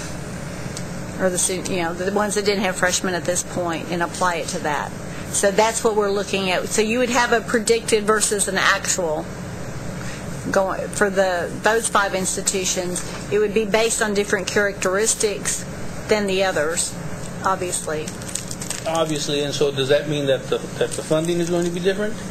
No, it would be, we would put that in with the same funding. You would be either over or under your predicted, and that number would go into these other measures. So as the model stands now, we have a proxy for top 10, which a proxy for preparation of student. We have Pell Grant, a proxy for socioeconomic factors. So those 2 proxies. Have you considered, or has it been talked about as some proxy for resources of the institution? Right. Because, that would be the other piece. So, in other words, by the way, 80% already of success has been explained by socioeconomics and level of preparation. So there's pretty much little left, but has there been any discussion about resources as another consideration in explaining success? No. Especially since the analysis is being conducted at the institutional level here, not at the student level. It seems like important institutional variables, even if they don't appear to be, again, going back, they're theoretically important to include in the model. You get into a whole new range of discussions on what are those institutional factors and how can you quantify them and how can you make it apples to apples across all the institutions. You do operational funding per FTE. Right. Yeah. Tuition and fees plus state appropriations per FTE. They're all available, exactly. Well, like we do for U.S. News and World Report. Yeah, that's apples and apples, and it's the level of resources you have to run your entire... Okay, so are we going to include the AUF funds as state funds? So, that's the discussion you'd have to have if you wanted to include the variable. What should be counted in the resources that the university has to be able to do the instructional function? So some things are pure research, and some things are grants, and some things are money to run your operations that get to the instructional piece of it. I think what we're saying is we recognize that it becomes more complex than simply looking at top 10%, but since we are now talking about high stakes. I know it's not a significant percent, but it may mean the difference between whether you lose money or you gain a little money. And once you're in that game, then it's worth having the discussion about what the appropriate measure is to add what to the you model. include and what you don't include. Exactly. I wonder if I could ask the question this way. And honestly, I have to admit that I have not done the time on this myself, but just on the surface, any statistician should question the 2 variables accounting for 80% of the variance. That suggests that the residuals aren't being handled correctly. Exactly. But so the question that I'm thinking is, at this point in time, where the board voted to put this forward last week, and the legislature is convening in January, and from my point of view, this shifted from a value-added discussion kind of overnight when I blinked my eyes to tied to funding. What are the options that we have now to address the validity of this as it stands and have some impact on how this goes forward to the legislature? We can continue to look at it, and discuss it and have Dawn run different things. What we have said is we've developed this predicted model. It accounts for 80%. That's what that's what's going forward. If we come up with something that's going to change it up to 85%, or, I don't think we'll get much over 85%, but, I don't know that they are wedded to only having those 2 factors in there. What they are wedded to is having something that compares institutions to themselves, and how are you doing given the type of students you take in. Yeah, and that is something the commissioner has talked about over and over and over again, which is if you are going to be taking in students, you need to do everything you can to help that student. Right, but presumably we also want whatever the technique is to be valid when we get to the other end of it, right? Right. I think part of the frustration here is that approximately 3 months ago, a group of us were here to talk with Dawn about the model, and at that point in time, at least I'll speak only for myself, my impression was that we would be further involved in the nuances that Libby and others are talking about here. But instead, here we are, 3 months later, there's been no communication in that intervening period about, where we were 3 months ago was still a discussion about whether or not this was a measure of value added, and we got the first presentation of the data, but there's been nothing else in between, and now we find it's now part of a funding formula with no further input. The same issues we brought up 3 months ago, nothing that we've discussed today wasn't discussed 3 months ago. And so we're just concerned about the fact that, okay, if it's a done deal, then someone just tell us it's a done deal. I don't need to waste, I got loads of stuff on campus to worry about. And I'll be happy to play along and be a good camper and not even mention this again. But if we are going to be involved in this, then we want to be involved in it. If we're not, we're not. But we had these concerns 3 months ago. The other thing, from if I might add, at least from my perspective, if we're now talking about funding, then I think that's, for someone beyond our. And I will. And I will say that. Well, this has been presented to the presidents. It's been presented to the provost. It's been presented to CFOs, Tuskegee. It's been presented to lots of people. So, people have. It has gone around and around. And I will say that we weren't considering this as one of the funding options until we had somebody that said, well, we need to look at it based on graduation rates using the SAT scores. Right. And we were like, you got more to consider than SAT scores. And that's when the whole thing changed at that point. And it was a rapid change. Well, I think that was to try and make sure that we weren't just looking at SAT scores. Yeah, and I think that the idea of modeling predicted graduation rates compared to just throwing graduation rates in is fantastic. So, speaking only for myself, I think it's, if you have to put graduation rates in there, which I wish we didn't, but if you did have to put graduation rates in there, having something like a model that allows you to make a fair comparison for the institutions is valuable. So, I don't want you to get the impression from me that I'm only just throwing stones. Right. But I do think that the others that may have some methodological concerns on the model, if it would be possible between now and the point that it becomes final, to put those with the statistical ability to sit in the room and maybe try to improve the model even more, it would be useful. And I'm not opposed to doing that. We just need to, this is something that is moving forward. So if you've got recommendations that we can run them, Don can run them and put them in there, and if we can see where it's going to help, improve the statistical, reliability of it, we're okay with that, but we've got to move forward. This is not something that can just be a continuing discussion for the next, Can he share the data set so that we can do the time playing with it? I'm thinking FERPA here. My brain is going to how many small cells. We could share each institution's data set back with you, and that's the problem, is because we can't necessarily share all of it, because then you start getting into. But he's using institutions as the level of analysis. He's not individual students. He's looking at individual student data within institutions. Yes. Then my colleague here made a good suggestion, but it's going to further complicate. What the appropriate model then is an HLM model, which is not linear regression, but let's not go there. Because then it's students within institutions, and it's using a stepwise, not just a. Well, no, HLM is different than linear regression. It's a model that accounts for hierarchies within the data set, and in this case we have institutions, and then we have students within institutions, and what an HLM model allows you to do is proportion the variance, but we don't have to do that. But that would be the appropriate model.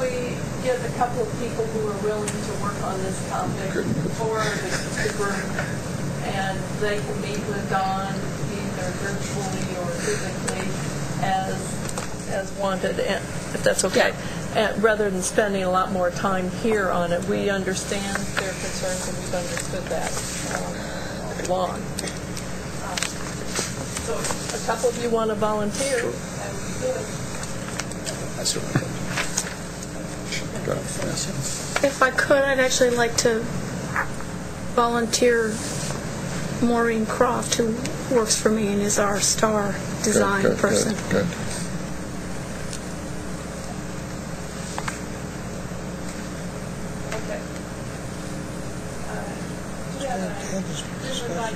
Down here so that he was able to hear your. I'm sure he's glad you didn't. Yeah, but I think he's already heard them before. But as Susan says, we'll need to get on it pretty quickly. And just one, we understand the pressures you guys are under.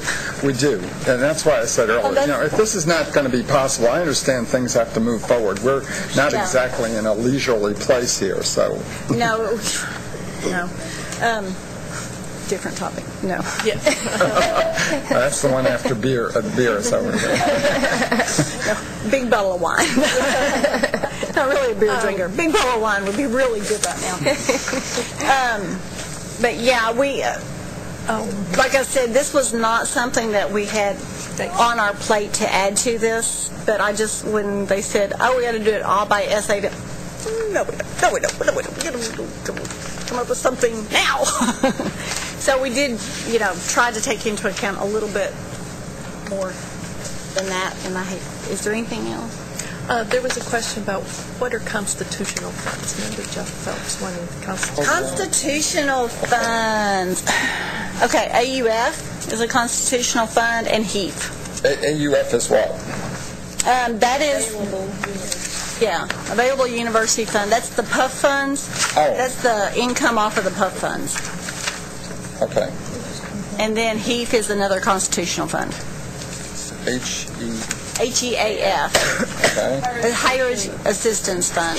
That was the one that they actually took the corpus of the Higher Education Fund, and that became now usable for the National Research University Fund. The proceeds from that will now go to NRUF. The HEAF funds, the proceeds from HEAF have not actually been distributed in the past. They had been rolled into it because it had to get up to $2 billion and it never got there before the proceeds were used. So the legislature has just appropriated out HEAF, but it's in statute. So those are the two constitutional funds. And it's for institutions that are not. Yeah, not part of the PUF, cannot participate in PUF, they get HEAF. Except for UNT Dallas. Exempted, I think. Thank you very much, Susan. I gotta go take care of other issues, other burning issues going on. Okay, well, we'll continue, keep you informed on what's happening with this topic. Don will meet with Roy and Maureen and Jerry and Alicia, and we'll see where we go with all of that. Okay, so quickly before lunch, we don't have too long. Well, I don't know when lunch is coming, but assuming it's coming sometime around noon or after, we could start talking about the value added. Now, the question is, do you want to divide into the two groups, the research, emerging research, and the master's university separately, or would you like to discuss this topic together? Okay. Yeah, okay. So we'll just talk about it together. It'll be physically easier if we don't all have to separate, and I'm sure everybody will benefit from the conversation. As you recall, from the end of last fiscal year, from spring meetings of accountability, we talked about definitions of value added. And we're hoping at some point to get to a single definition for all the universities of what value added is. Now, we keep getting questions about why are people talking about value added, what's going on here, what do they mean? I do have a clip I could play for you if you want to of an example of somebody using the term value added to our board members and the kinds of things they're hearing. If you want me to play that for a few minutes, I will. Just for your general information. This is a topic that will continue to be discussed. It's not something that we need to decide today. We obviously won't be determining what value added is today. It's going to be an ongoing conversation, and because we knew we didn't have time to get group consensus during these meetings and have that ready for our funding system, we had to go ahead and do something else, and that's why they went with what was used for the incentive funding in the statutes last time. So we have a little bit of time to continue to work on this, and we will continue to work on it. While I'm getting that up and running, maybe Gabriella would, if you can talk, Gabriella, would like to talk about what's listed as item 2 there on the workforce measure. And this is something that came out of the conversations this summer with Roy and Jerry and Libby. I'll try to talk. I hope you understand me. The request was that, the idea was that value added for a student could be considered if that student comes from a $25,000 family income and after graduation goes to $40,000 by himself or for his family. That's value added. So I looked at all bachelor graduates and their salary during the first year after graduation and tried to compare with either the student income at the time of starting, because some of the students were independent, or with their family income reported as the parents' income. And usually you didn't have both. It was either one or the other. Unfortunately, it's not quite clear-cut. Maybe very, very poor families, you can do that. But that's not the majority to begin with. About a third, I couldn't find a wage after graduation. So they were either gone in another state or they were unemployed. I took the 2000 graduates, so before the recession hit, because I didn't think it was fair to look at those bad times. So about 16%, I'm sorry, not a third, but about 16% I couldn't find a wage. I look back 10 years to see the point in time when the students started, when were they reported as first time in college. Well, about 20-something%, I couldn't pinpoint that first beginning, because if I see they started this semester, this data comes from the Fed's report. So I assumed that's pretty accurate, considering that is done for grants, for receiving money. But so that income would have been the previous year income that the student or the family had. Well, so these two items may exclude a third of the cohort, a third of the graduates, because I don't have the 2 point in time now for comparison. But I have another, there are other issues. Is it fair to compare the freshly graduate person's income with their parents' income? The student may make more than one of his parents, definitely may not make more than both his parents after 20, 30 years of working. But is it fair to say that he's not better off financially in his first year? If that's the case, should I compare with the highest income of the parents or the lowest income of one of the parents? or, I mean, just looking through the data. And I saw students who were older, and they didn't gain much by graduating. Actually, I saw a student from 120,000 before starting school to 49,000 after graduating, as that doesn't sound to me value added in this context. So I'm not sure. But that student has... Am I missing something? But are you saying that you took the parental income and then compared it to the student's income after? That's in the first year. In the first year? Well... And you're surprised that you didn't see... Well, that was... I'm not surprised. I'm just... Because this group came up with the idea that maybe that can be a value added. I wanted to tell you what I found, and that's not that simple.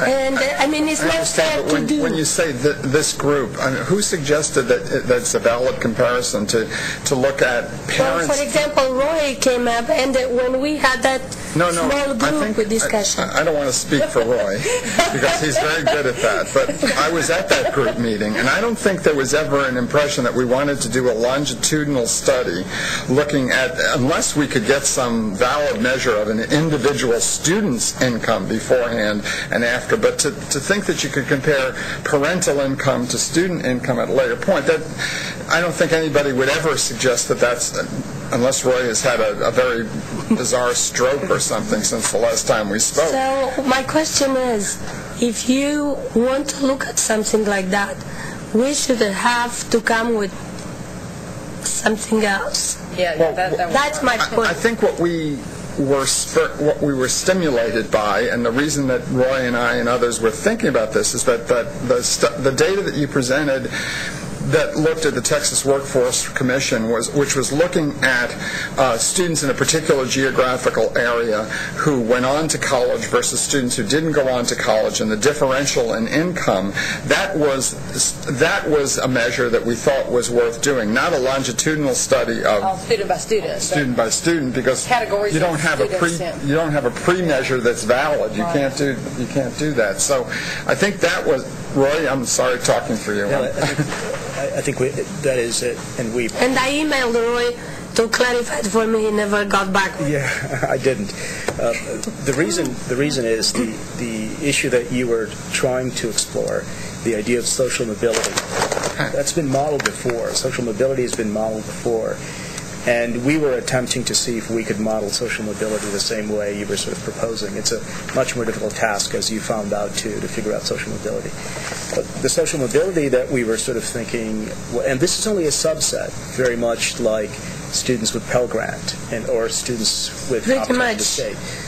But if you serve a large number of first-generation students or low-income students, the one huge value added is social mobility, and one of the values associated with American public universities. But having said that, trying to model it, it's much tougher. So that's what you encountered in attempting to model that. And especially just looking at that first year out of college in these economic times, because it was right. I mean, I didn't look at the tough times. You know, you have to be able to, if you're going to do that, find some way to capture the potential of that person's income over the course of their career. Most of us, when we first got out of college, didn't really, it took several years to be able to reach kind of the total value added of your degree. It doesn't show up in just that first year. It takes a while, but I appreciate the difficulty of what you had to do to go in there and kind of pull that together. So, and again, being a graduate and a person who, at some point in time, got Pell. I'm sorry, what did you say?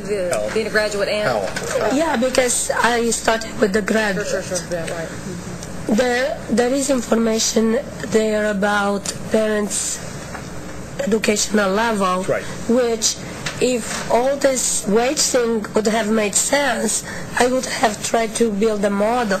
But from the beginning, this doesn't make sense, at least not this way. Yeah, it's true. I mean, I think one of the things is it's going to have to be a proxy. It can't be a measure that stands by itself.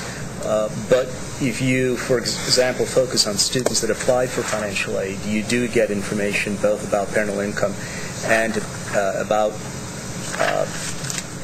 the first-generation status of that document.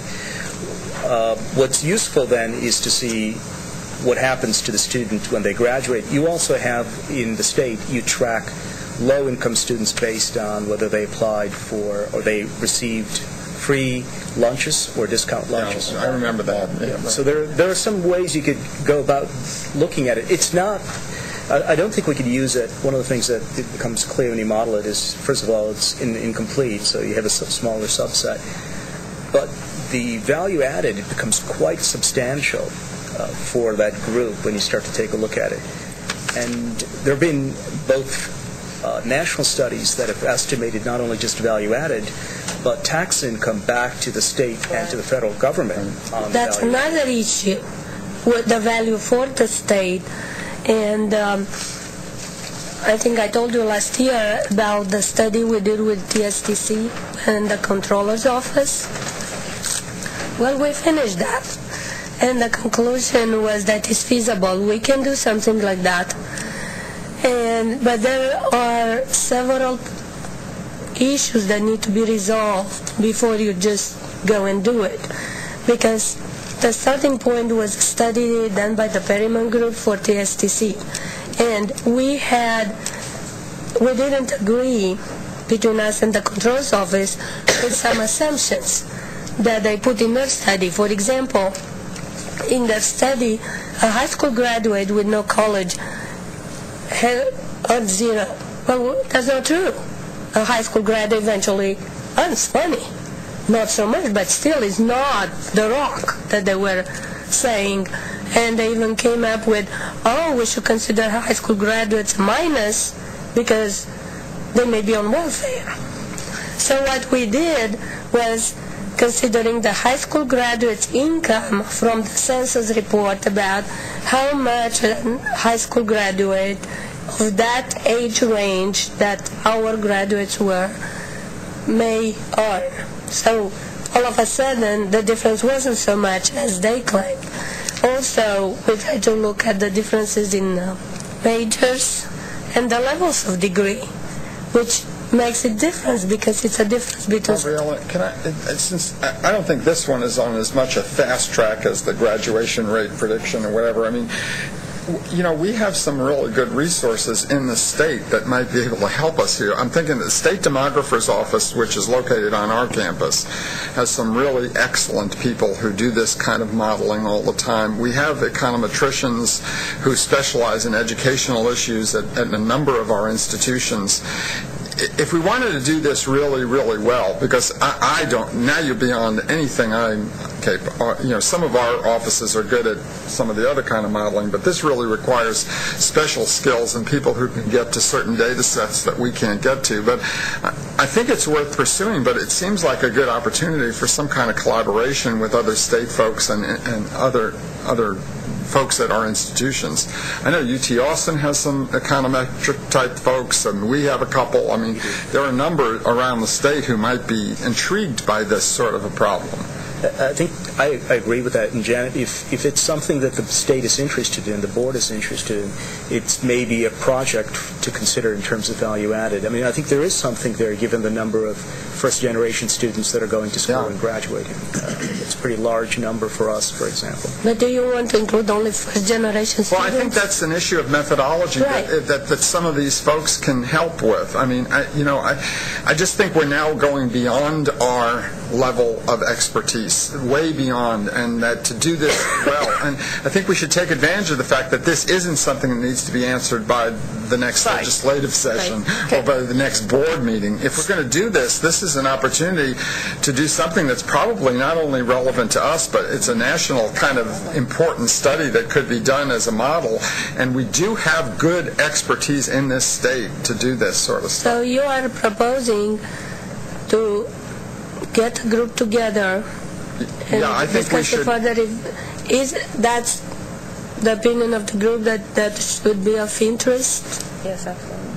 I think if each of us could go back to our own institutions, and also if you could think about other state agency folks, of people that on our campuses or whatever who could contribute to this. I know the State Demographer's Office would be a definitely rich source of help on this, but there's other people on our campuses who'd be interested as well.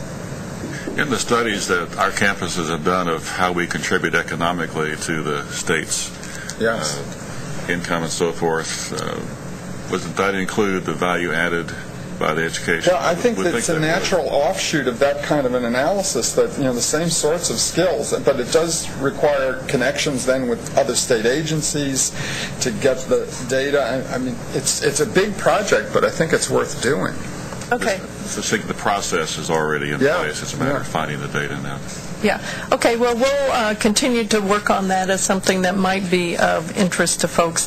And one other thing that's going on now with Value Added is the TARE Data Advisory Committee is working on this issue. Vicki and Roy, I know, are both working with that group, and they're hoping to come up with something, too, that may be useful for us in this process. So it's be a way that to come up with something that these big groups won't have to spend all your time trying to vet this topic.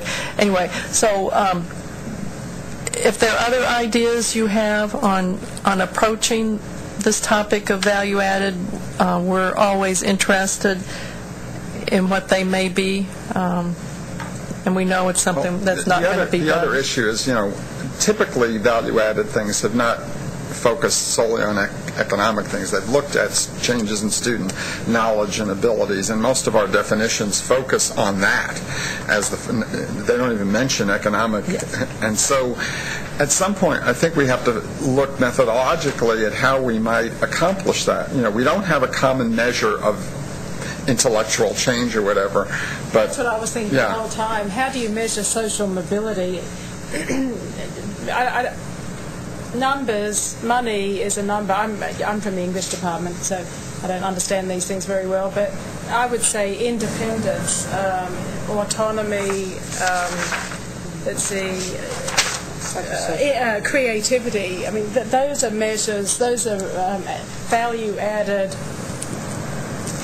competencies that make a lot more difference to a person's life than their income. Yeah, and even trying to speak in the mind of the board, even things like writing ability, mathematical ability, or basic cognitive sorts of things.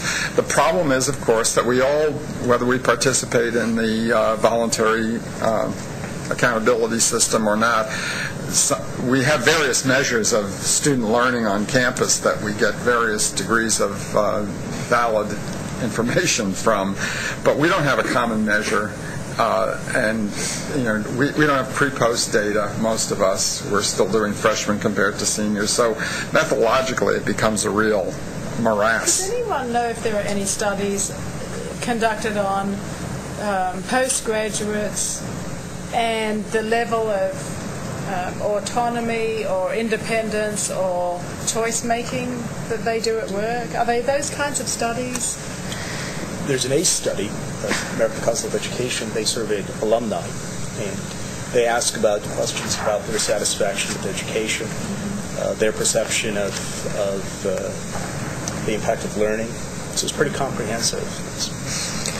The problem with this regarding value added is we need to come up with something that we have data for. We have it consistently year after year, because serving alumni does not really, at the state level, for every institution with a good return rate of that survey, not really doable. So I think value added is going to be similar to what we found when we studied graduation success. It is something that it doesn't need 14 measures, but there may need to be 3 or 4 sort of key indicators that allow you, because money is important. It's important that you become financially independent, but it's not the only factor, as you mentioned. The person who went from making $140,000 to $70,000 may be a much happier person in this new career than he was or she was in the old fulfilled career. So definitely value added for that person. So coming up with a look at those key components and trying to pick out a couple of key indicators that get you at all of those different facets in a simple but yet sophisticated way may be an approach. We do need to look at the financial impact, as she was starting to do, the social mobility, but there is also the increase in your your critical thinking and your decision making. Hard to capture ones, I'm sure, but a nuance on this, and I really don't know whether it would have, at least I would think it would have some kind of effect. Do you want to measure the income of the individual based upon whether it's an associate's degree that they obtained, a bachelor's, a master's, or a PhD? In this case, I just took the bachelor graduate. In the case of TSTC study that we did with the controller's office, so in that study, I provided basically the average age of the graduates, the level of degrees, the majors, and from there, and wages for 10 years. The controller's office put that together with tax returns for the state and other economic indicators like job creation that may be influenced by these things. So those two pieces were put together, and they were done by level of degree and major. They did it for all two-year institutions, community colleges, the STC separate, so there were different splits. So, and again, the age, because it's a different story, well, there were majors and level degrees that the average age was 30-something years old. Now, those people have some experience in the workforce compared with us, where the average age is 22. So they took in consideration those. Okay. Don't ask me too much about that part because I don't really know. I know they put all those coefficients and whatever economic indicators they have. But yes, in that case was by level of degree, and it was a difference. So you can see that because there was a rider, there is an interest in what difference degrees are making to students' income and to the state. I think this, if it's okay, this will be where we'll stop this discussion for this time. Maybe next time, the TERDAT group will have done enough that they can report to us a little bit. Luckily, it's not something we have to do immediately. But while we're getting ready to eat, I'll play the clip. It's from our cost efficiency committee, and one of the people who was invited, Professor Richard Vetter, who came and talked. But I think you'll look at what's going to happen this afternoon. We'll talk about URRS just very briefly, then the program review, the changes to the core, and learning outcomes. A lot of those things actually will be influenced by the kinds of things you've been talking about this morning, too. So, go ahead. Is this Vetter the Vetter that was on Margaret Spelling's commission? Yeah. Yes. Yeah. Yes. And he refers to that in here. Okay. So we have lots of other things that we'll be talking about, and I hope that for those of you who aren't the numbers people, that maybe the second half of the meeting will be a little more entertaining, but there will be still numbers discussed. So, okay, time for lunch, and for those of you who are listening online, we're going to play the clip right now. I hope you'll be able to hear it, and then we'll be coming back at about 1 o'clock. Thank you. You guys can get up and start.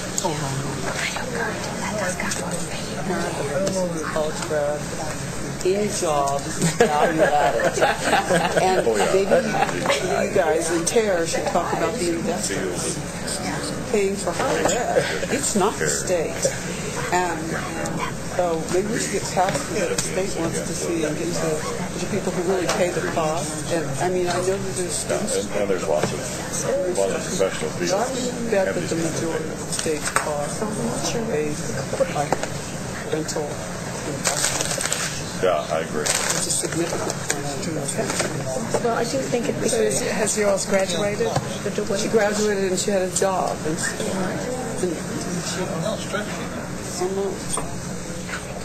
She's still in my office. yeah, and she's living at home in order to make ends meet, which is a real. It's delightful, actually, because she's out of state for the previous 3 years.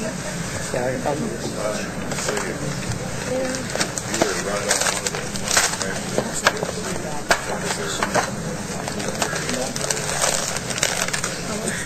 I always bring up very idealistic questions. You can't measure according to. You have to ask those questions. It's like on the cost test that they use school to pop out the AKS.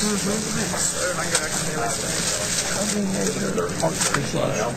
Oh, I know. A lot of these things that are not part of that test. That's just a small fraction of what the student learns.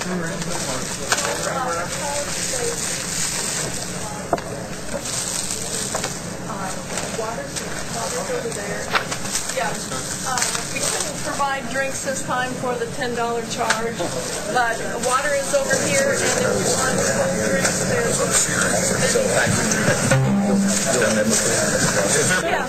Everyone can find a seat. We've got a long agenda. I know that the 30-minute early starting time may have thrown off.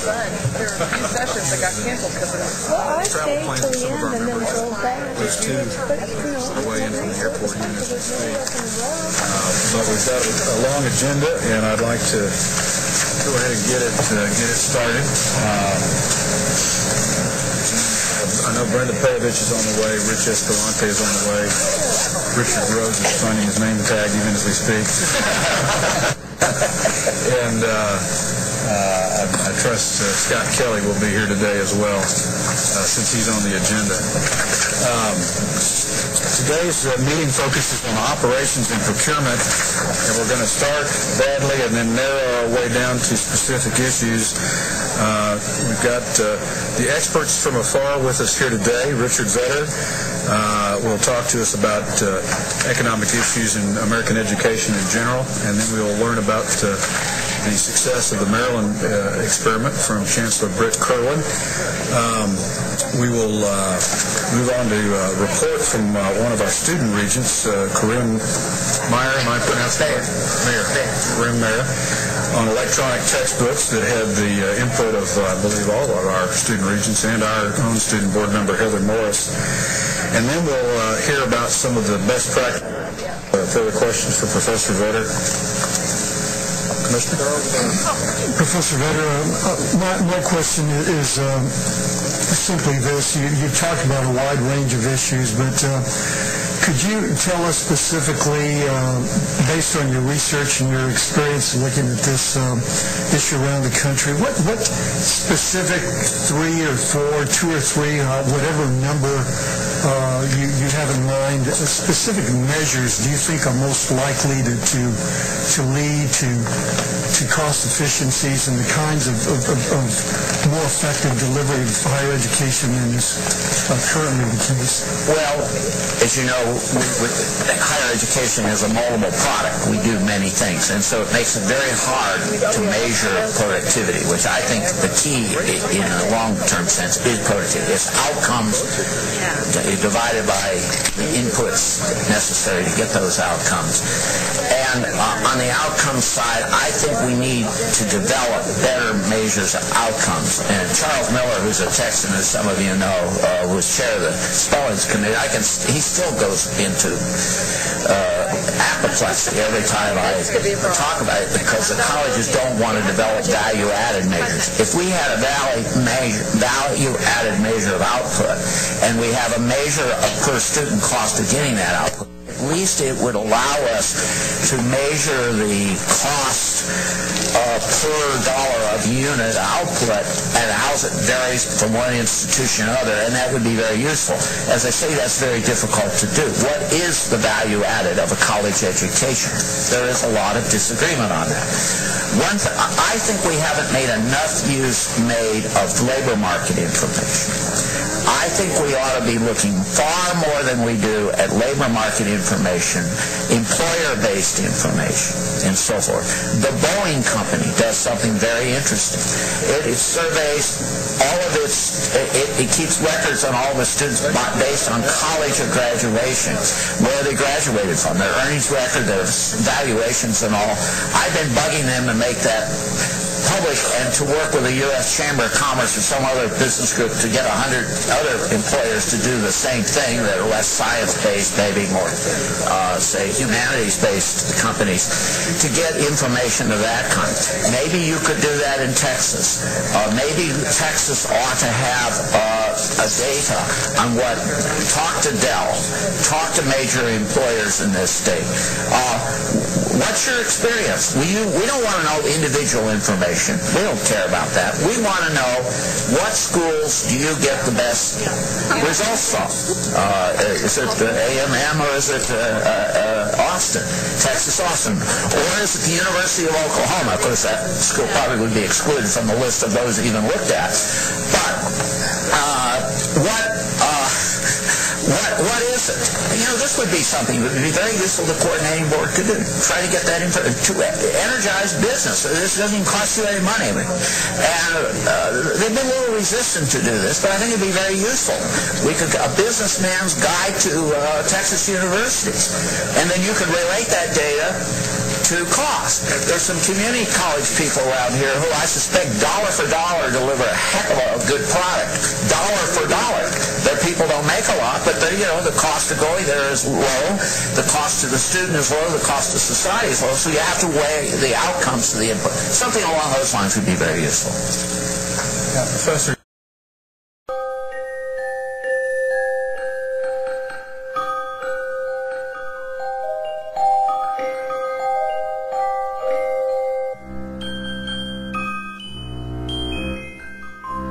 I think we have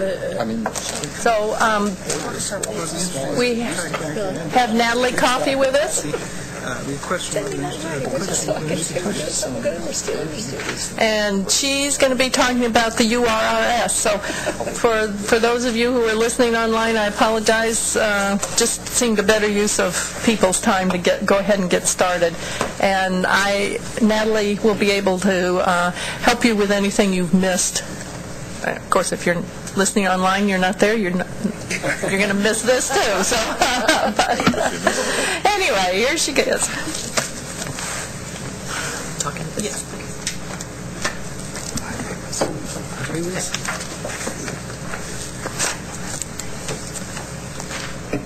Okay, thank you. As Janet said, I'm going to provide an update on the Uniform Recruitment and Retention Strategy. So if we proceed to the first slide.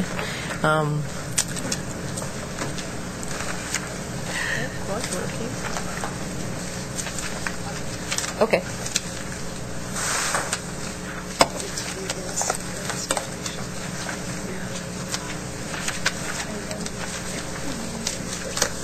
That's the second slide. Okay. On the first slide, you'll see the outcomes for the URS. The intent is for IHEs to align their recruitment and retention activities to attain Closing the Gaps targets, and THEB staff are working to align the URS with other required reports. Next slide, please. This slide shows what IHEs reported for 2009. The tutoring, mentoring, academic support programs, and financial aid programs align nicely with the accelerated plan for Closing the Gaps. IHEs may need to restructure the programs to address the needs of Hispanic students and African American males. Next slide, please. This slide shows the number of students served by the URS programs reported by IHEs in 2009. We need to see an increase in the academic support, mentoring, and tutoring programs to reach Closing the Gaps targets. Next slide, please. THEB staff took the recommendations of reviewers and stakeholders in 2009 regarding capturing promising practices to assist IHEs. All the institutions have to do this year is complete the 1,000-character summary box in accountability. IHEs have been asked to provide a brief statement describing their recruitment and retention strategies that have been successful or show significant promise of being successful for underrepresented students. P16 staff will use data provided by planning staff, mostly from accountability, to determine which institutions appear to be doing well with their recruitment and retention efforts, and also to identify those institutions whose data suggests that they are not as successful. One example of the data that we're looking at is the participation forecast provided or created by the THECB staff. P16 staff will arrange visits to successful institutions where promising practices will be highlighted. Next slide, please. For next steps, THECB staff are currently reviewing accountability system data submitted by IHE, so that's data that we already have. We would like to find out what programs and strategies these IHEs have used to accomplish their goals. And the IHEs with demonstrated success will be asked to serve as best practice demonstration sites and provide technical assistance to other IHEs. Next slide, please. And this slide just shows some additional data that staff will be reviewing to select best practice site IHEs and technical assistance IHEs. Next slide, please. At this time, I'd like to ask for your advice and feedback for site visits and ask what elements of a program strategy you would like to see on a site visit. So I'll open it up for questions or any assistance or advice you'd like to give me.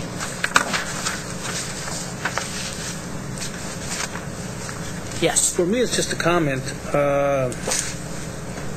I find it interesting that the P16 would use the existing data to evaluate the institutions, because I've actually done the reverse. I've actually evaluated students coming from high school to take a look at how well high schools are doing, because it can be done both ways. Okay. And you're saying you're looking at the high schools that you serve? We're actually an upper-level institution, so what we did, and I gave that report to Janet, and this must have been, a couple of years ago, I think. This was at the time that we were instituting the P16 Regional Council. And what I did is I went back through the junior college, which is where we get the greater amount of our students, and I was able then to get the high schools that the students were coming from, and track them through the junior college, and I tracked various variables, ethnicity, gender, whether they took developmental courses, the COSP scores, all sorts of different factors, and then whether or not they had graduated from our institution. Okay. And in effect, what I was able to do is, because I could track them by high school, I was able then to provide the initial P16 Council the data reflective of the region with respect to how successful those particular students were in the process of going through the two institutions, the junior college and ourselves, and then obtaining a bachelor's degree. So what I'm saying is that the P16 people, public education people, can evaluate institutions, but we as institutions can do the reverse and evaluate high schools as well. Sad to say that the data that was provided to that initial P16 Council, and was provided to other meetings as well, really didn't do anything, because basically what they did is they just wanted to take a look at where they stood vis-a-vis other high schools, but it didn't motivate them in any way, shape, or form. The P16 staff that I'm referring to is THECB. The boarding board staff, right? Boarding board, okay. Right. Okay. Right. Could I make an attempt at the answer to the first question? One of the things I'd like to know is what kind of resources are necessary for, because what you're selecting these best practices based on output or outcome measures, right? They have successes in that regard. I want to know what the inputs need to be. Okay. I want to know what kind of staffing they need, what kind of funding they had to have, what kind of institutional efforts were necessary in terms of organizational strategy. I want to know how much it costs, basically, in the broad sense of the term cost, per game. You know, how much of investment is necessary. Okay. That's good. When you establish a best practice, and just because I've been trying to look at high-quality freshman indicator in there's a reference to our region. Find any coordinating board data regarding, I assume it's going to be the ethnicity of graduating high school students in our region. And so I've been looking. So if you are comparing our stats, you're comparing them against state averages or regional averages? Which are you using? Some we're using state and some we're using region, right? Depends on what they've asked us for. But well, in terms of student ethnicity, are you comparing them on regional supply of graduating high school students? For instance, your HERC, as opposed to statewide averages, looking at best practices for recruitment and retention of your target students. Are we getting any of that? No, I'm not sure what Natalie will say, but we do a couple of things that really take, we don't just look at graduates, but when we do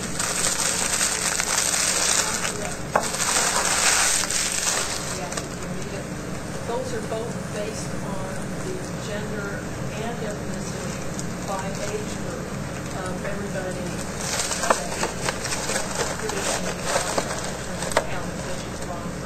and then some other stakeholders for the allocation.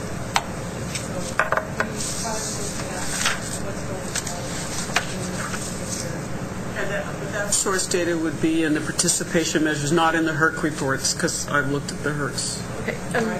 Let me show you one thing that's not really, I'll show you after Natalie's finished her conversation, but I'll show you something else.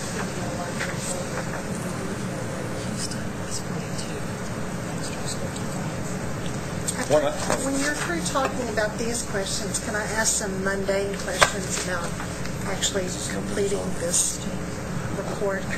Sure. Did you have another question about the question? I would.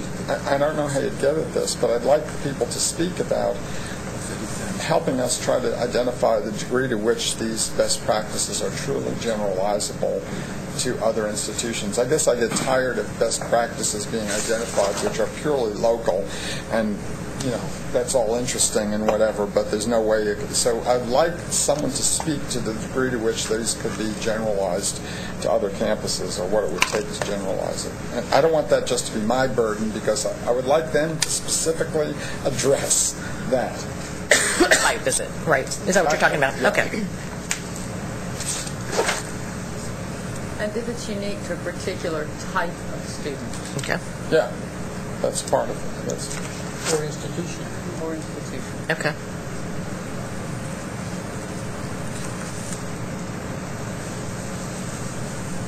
Maybe along those lines, in what we put into the accountability system in 1,000 characters, do you want one or two strategies that have a lot of detail about, who served and how much the program costs, or are we just supposed to have a list of 10 things we do that's just kind of a list? We're looking at those programs or strategies that serve underrepresented students. Right. That you consider. Want fewer things with more detail, or you want a longer list with less detail? Because you got 1,000 characters. I got you. Right. It depends. If you think that all of those 10 programs that you're mentioning are serving those underrepresented students and are promising practices for success, then I would include all 10, and then we can follow up with you with it for additional information if we need additional information. If you were chosen as a best practice site, then of course we would want more detail when the technical assistance IEGs show up on your campus. Let me just follow up, because I don't think that got to the essence of Pam's question. If you're going to use those narratives to assist you in identifying best practices, is that correct? We're really going to use the data more for the identifying the best practices. So the narrative is just for FYI type stuff in the accountability report? Correct. Okay. Then it really doesn't matter what we put in the text box. But for the purposes of identifying best practices, right? Yeah. But it would be helpful to know if you think that you have a best practice that you'd like to share with us. That'd be helpful. I don't know whether this is a question or a comment, but we have struggled mightily on my campus isolating the data that represents the impact of this program. For example, we've got several tutoring operations going on, and we think some of them are really pretty good. But the students who use that tutoring also do a whole bunch of other things. And using data to isolate the impact of that on their success, I would love to have that technical assistance. We haven't figured it out. Yeah.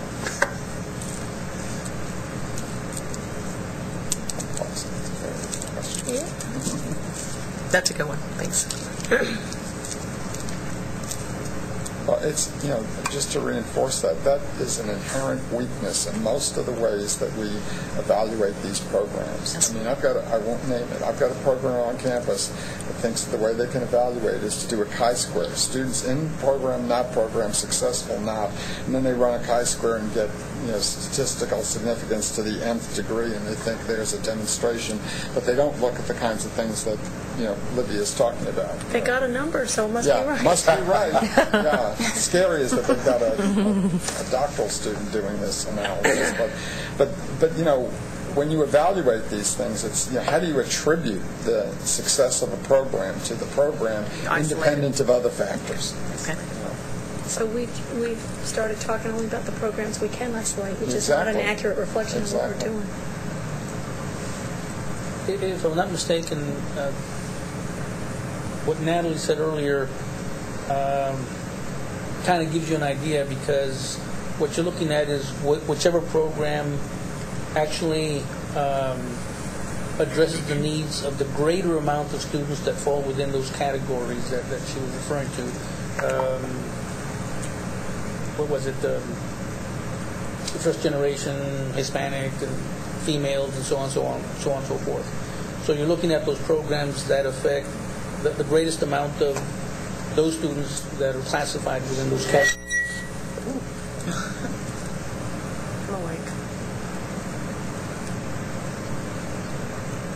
I don't know whether you can narrow it down from there.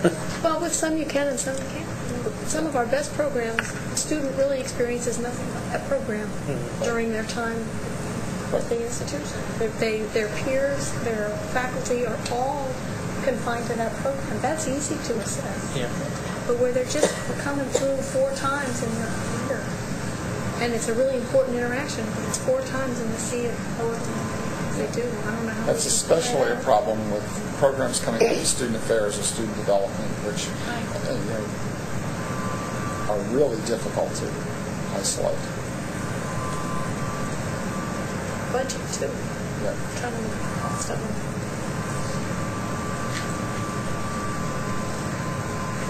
Anyone else?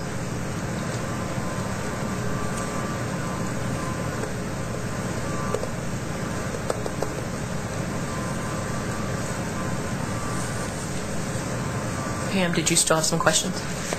No, that was it. Okay.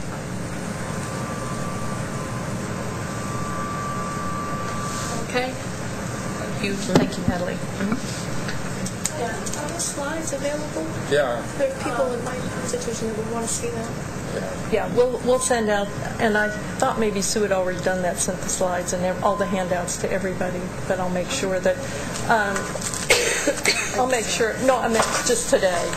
I'll make sure that she does that. Okay, I was going to show you something, but it's so new that I don't even know what the link is. And it doesn't actually work, unfortunately, but I'll at least show it to you anyway. But I won't show it to you right now since I can't get to it. But we will have Lucy Heston formerly known as Lucy Bloor. She got married recently, and we're very happy for her. And I'm going on my honeymoon next week, so I'm very excited. Yes. Congratulations. Hawaii is calling my name, so I'm just, if I wander off, I apologize now. Go through your slide. Thank you. I'm here to talk about where we are with the existing program review. Please know that every slide you see, even as of this morning, has had changes to it. We are completely in a draft phase. Nothing you see in print is definite, so please don't take this as the final word, because it definitely isn't. Again, had a meeting at 11 o'clock this morning and made changes already. I love that. So our existing program review, why are we doing this? The complete purpose for this, as you know, we've flipped the way we are doing program approvals to changing it to the emphasis on the review end. We have now standards for academic and applied associate degrees. We've had the bachelor and master standards for quite a while, other than the big giant form for those that are engineering or over $2 million. So hopefully that's working better at your institutional level. With that, now we have added two sort of program review elements, the low producing annual review, which hopefully everyone's in the midst of completing their data review response due by December 17th. And this lovely existing program review for individualized programs. So for what are we looking at? For mostly, first of all, already we have a change. Master's degrees are not going to be part of this existing program review. It's my understanding that master's programs will be looked at. We're leaving that up to the institution. So everything that we have right now is focused for you guys on the bachelor's level. Obviously, doctoral programs have their own system. So we are mostly focusing on the bachelor's programs and below. We have divided it into two sections, a quantitative measurements and qualitative measurements. The quantitative measurements are going to be the items that are going to be pre-populated by planning and accountability and all those lovely numbers that they so handily crunch in their area. The qualitative measures is what is unique to your program and is beyond the data, is input by you guys. The next big question is, when do we have to do this? We don't know. To be honest with you, we are looking to run a pilot phase, hopefully in the spring. We are at the point of ready to go, but we are waiting for technical components to it to make it easy for everyone to see it and get to it and that sort of thing. So we hope to run a pilot phase by selecting a couple of institutions to help us out with running the quantitative and qualitative component to see if it works, find any bugs before we send it out to the rest. Hopefully then full implementation will be 6 months thereafter, depending on everyone's schedule. We do not want to send this out to you in the first class week and that sort of thing, so it may be pushed back due to your schedules as well. So how do we select the programs? Selection of the programs is going to be by zip code. All the programs that are under the, and it's divided then by 2-digit zip, all the 50s, all the 11s, those ones are together. Some of those programs within the zip code are so extraordinarily different it would be ridiculous to measure them all in under one lump sum, so we will subdivide as necessary. For example, in the fine arts, visual performing arts code 50, in that year, it's the rotation for that year, all of those programs will be reviewed in year 2012, but it will be subdivided. You'll get 4 reports: art, music, theater, dance, if we decide to subdivide it that way. And you'll get 4 quantitative reports of which you can respond individually. We'll let you know a good 6 months beforehand if we're going to subdivide that specific zip code. Again, it depends on the nature of the program. Don't worry about academic associate's degrees. We're looking at them completely differently. And every day we go along, it gets more different. Exemptions. If you have a brand new program, it's only been around for the first 5 years, don't need to worry about it. Substitutions, if you've had an internal or an external review within the last couple of years, that can be your qualitative response. We'll still run the quantitative data to give that to you so you can see, and it can be looked at, but instead of plugging in the same information that you've already done, we'll take it. By your programmatic accrediting body, if you've had a program review at your institution, in the last couple of years, we'll take that too. We don't want you to repeat the same information you've been doing already. So the measures, again, these came from the Undergraduate Education Advisory Committee before they jumped into the core curriculum. They did actually make decisions and came up with some ideas of how programs could be reviewed at the bachelor's level and below, and also from coordinating board staff, including planning and accountability, taking information that's already in the accountability system and tweaking that specifically to programs. Again, we've divided it into two areas, into quantitative data measurements and qualitative measurements, focusing on the closing the gaps. How many students do you have in your program? And then we have subdivided that even further into how many full-time, how many part-time.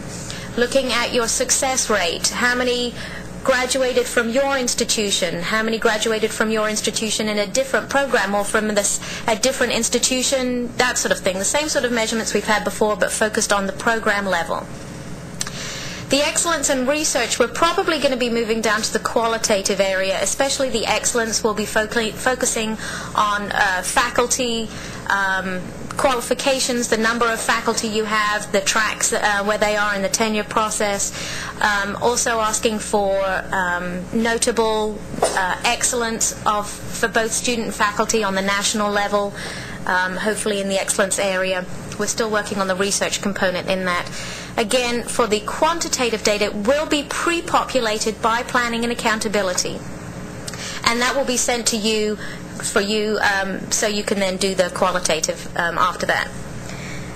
Again, the qualitative measures are going to allow for each institution to put in there what is unique, what is excellent about that program, and the data that's specific to that isn't necessarily a number, because not everything fits in a box.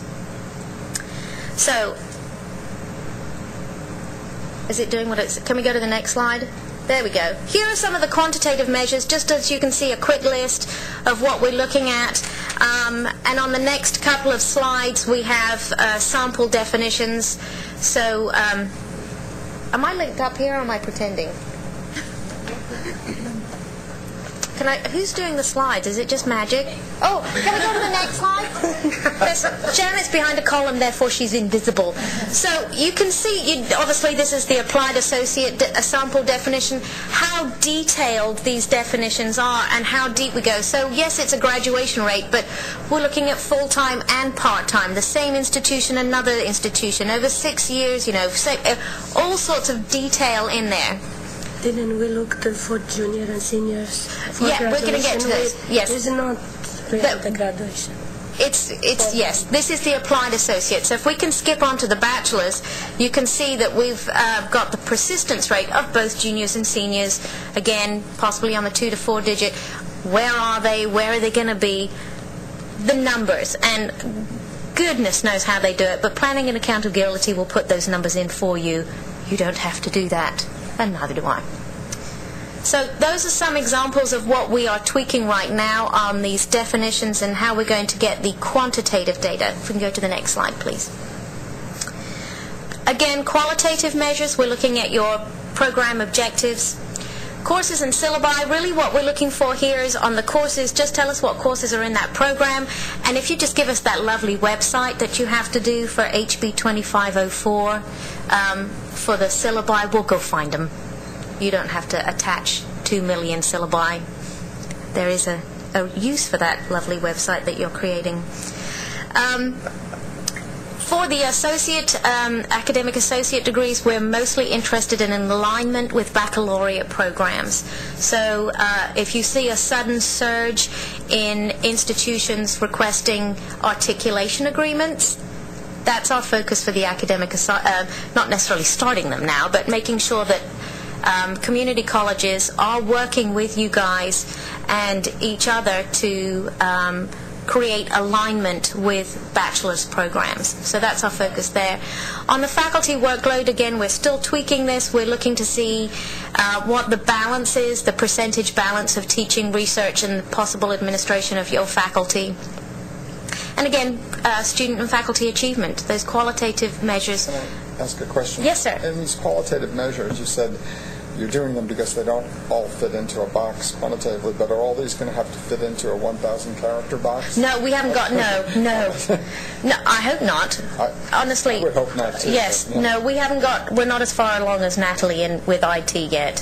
So how big the box is, I don't know, but I don't want it to have parameters. Can we go to the next, please? So how and when are we going to do this? It's going to be on a 10-year cycle. Programs will be reviewed once every 10 years, again by the 2-digit SIP. If we do subdivide, it'll be by the all those in same code. The 2-digit level will be done in the same year, but maybe split up into four or five different. We don't have a schedule on that yet. We're working, we had it on a 5-year process, but it looked like we were going to be having to review 6 or 7 programs at every single institution every single year, and we realized that was rather a bit too much. So we're spreading it out over 10 years. Quantitative data, pre-populated by the coordinating board. You will be sent that documentation. More than likely, it will be web-based. Allow you to view all the information and add your qualitative information, send it back to the coordinating board, and Academic Affairs will be reviewing the programs. But once it's reviewed and you've had a chance to respond, that's when it will go out. So the outcome, the next slide. The outcomes of the review process, folks, don't even read this one because we changed it this morning. And this is a big thing. Anya Sebastian, who's the Director of Academic Programs, reread these and she goes, you know what, they're awfully negative. And coming back to it, we realized that those are a bit on the bad side. So we are refocusing on the outcomes and hoping, yes, we'd like to, number one, be, yes, continue, everything's lovely, keep going. Please let us know your best practices, which is, I know, your favorite thing. What are we calling it now? Promising practices, I learnt at the community college. This way to go with that one. The last two, we're really not looking at as a probation or closure. We're really decided that's probably not the best course of action. It's more of, okay, we found possible deficiencies, or there's some holes in this, or we need some more information. Would you let us know? A, did we miss it? Or B, we need some more information, or C, this is our plan to improve this over X period of time. This is how we're looking to improve the process here. So our goals on this, again, supremely negative up on the screen here. That will be changed to a more positive. Here's your review. How would you respond? Let's work together and make it better. A little more positive. On the next slide, we have, and you can't see it because it's teeny-weeny, but this is hopefully what the website will eventually look like.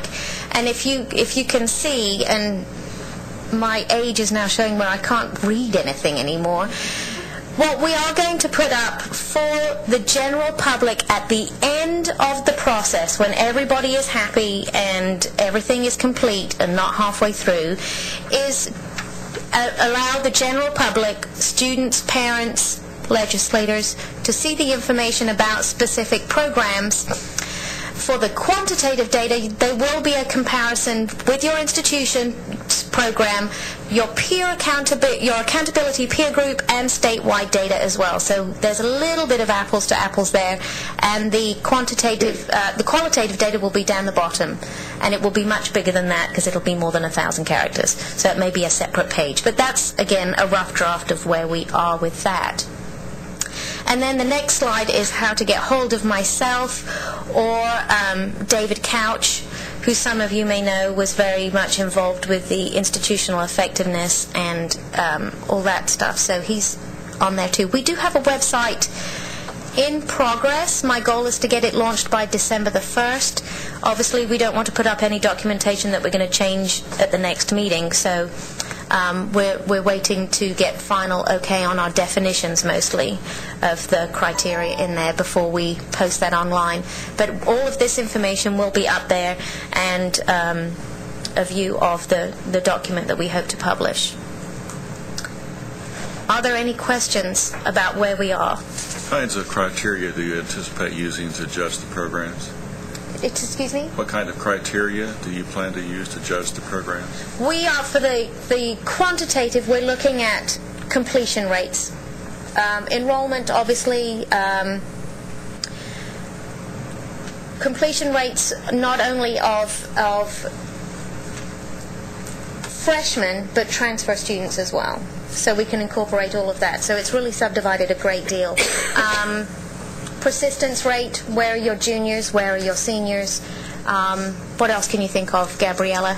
Completion rate is also for senior and... Yes.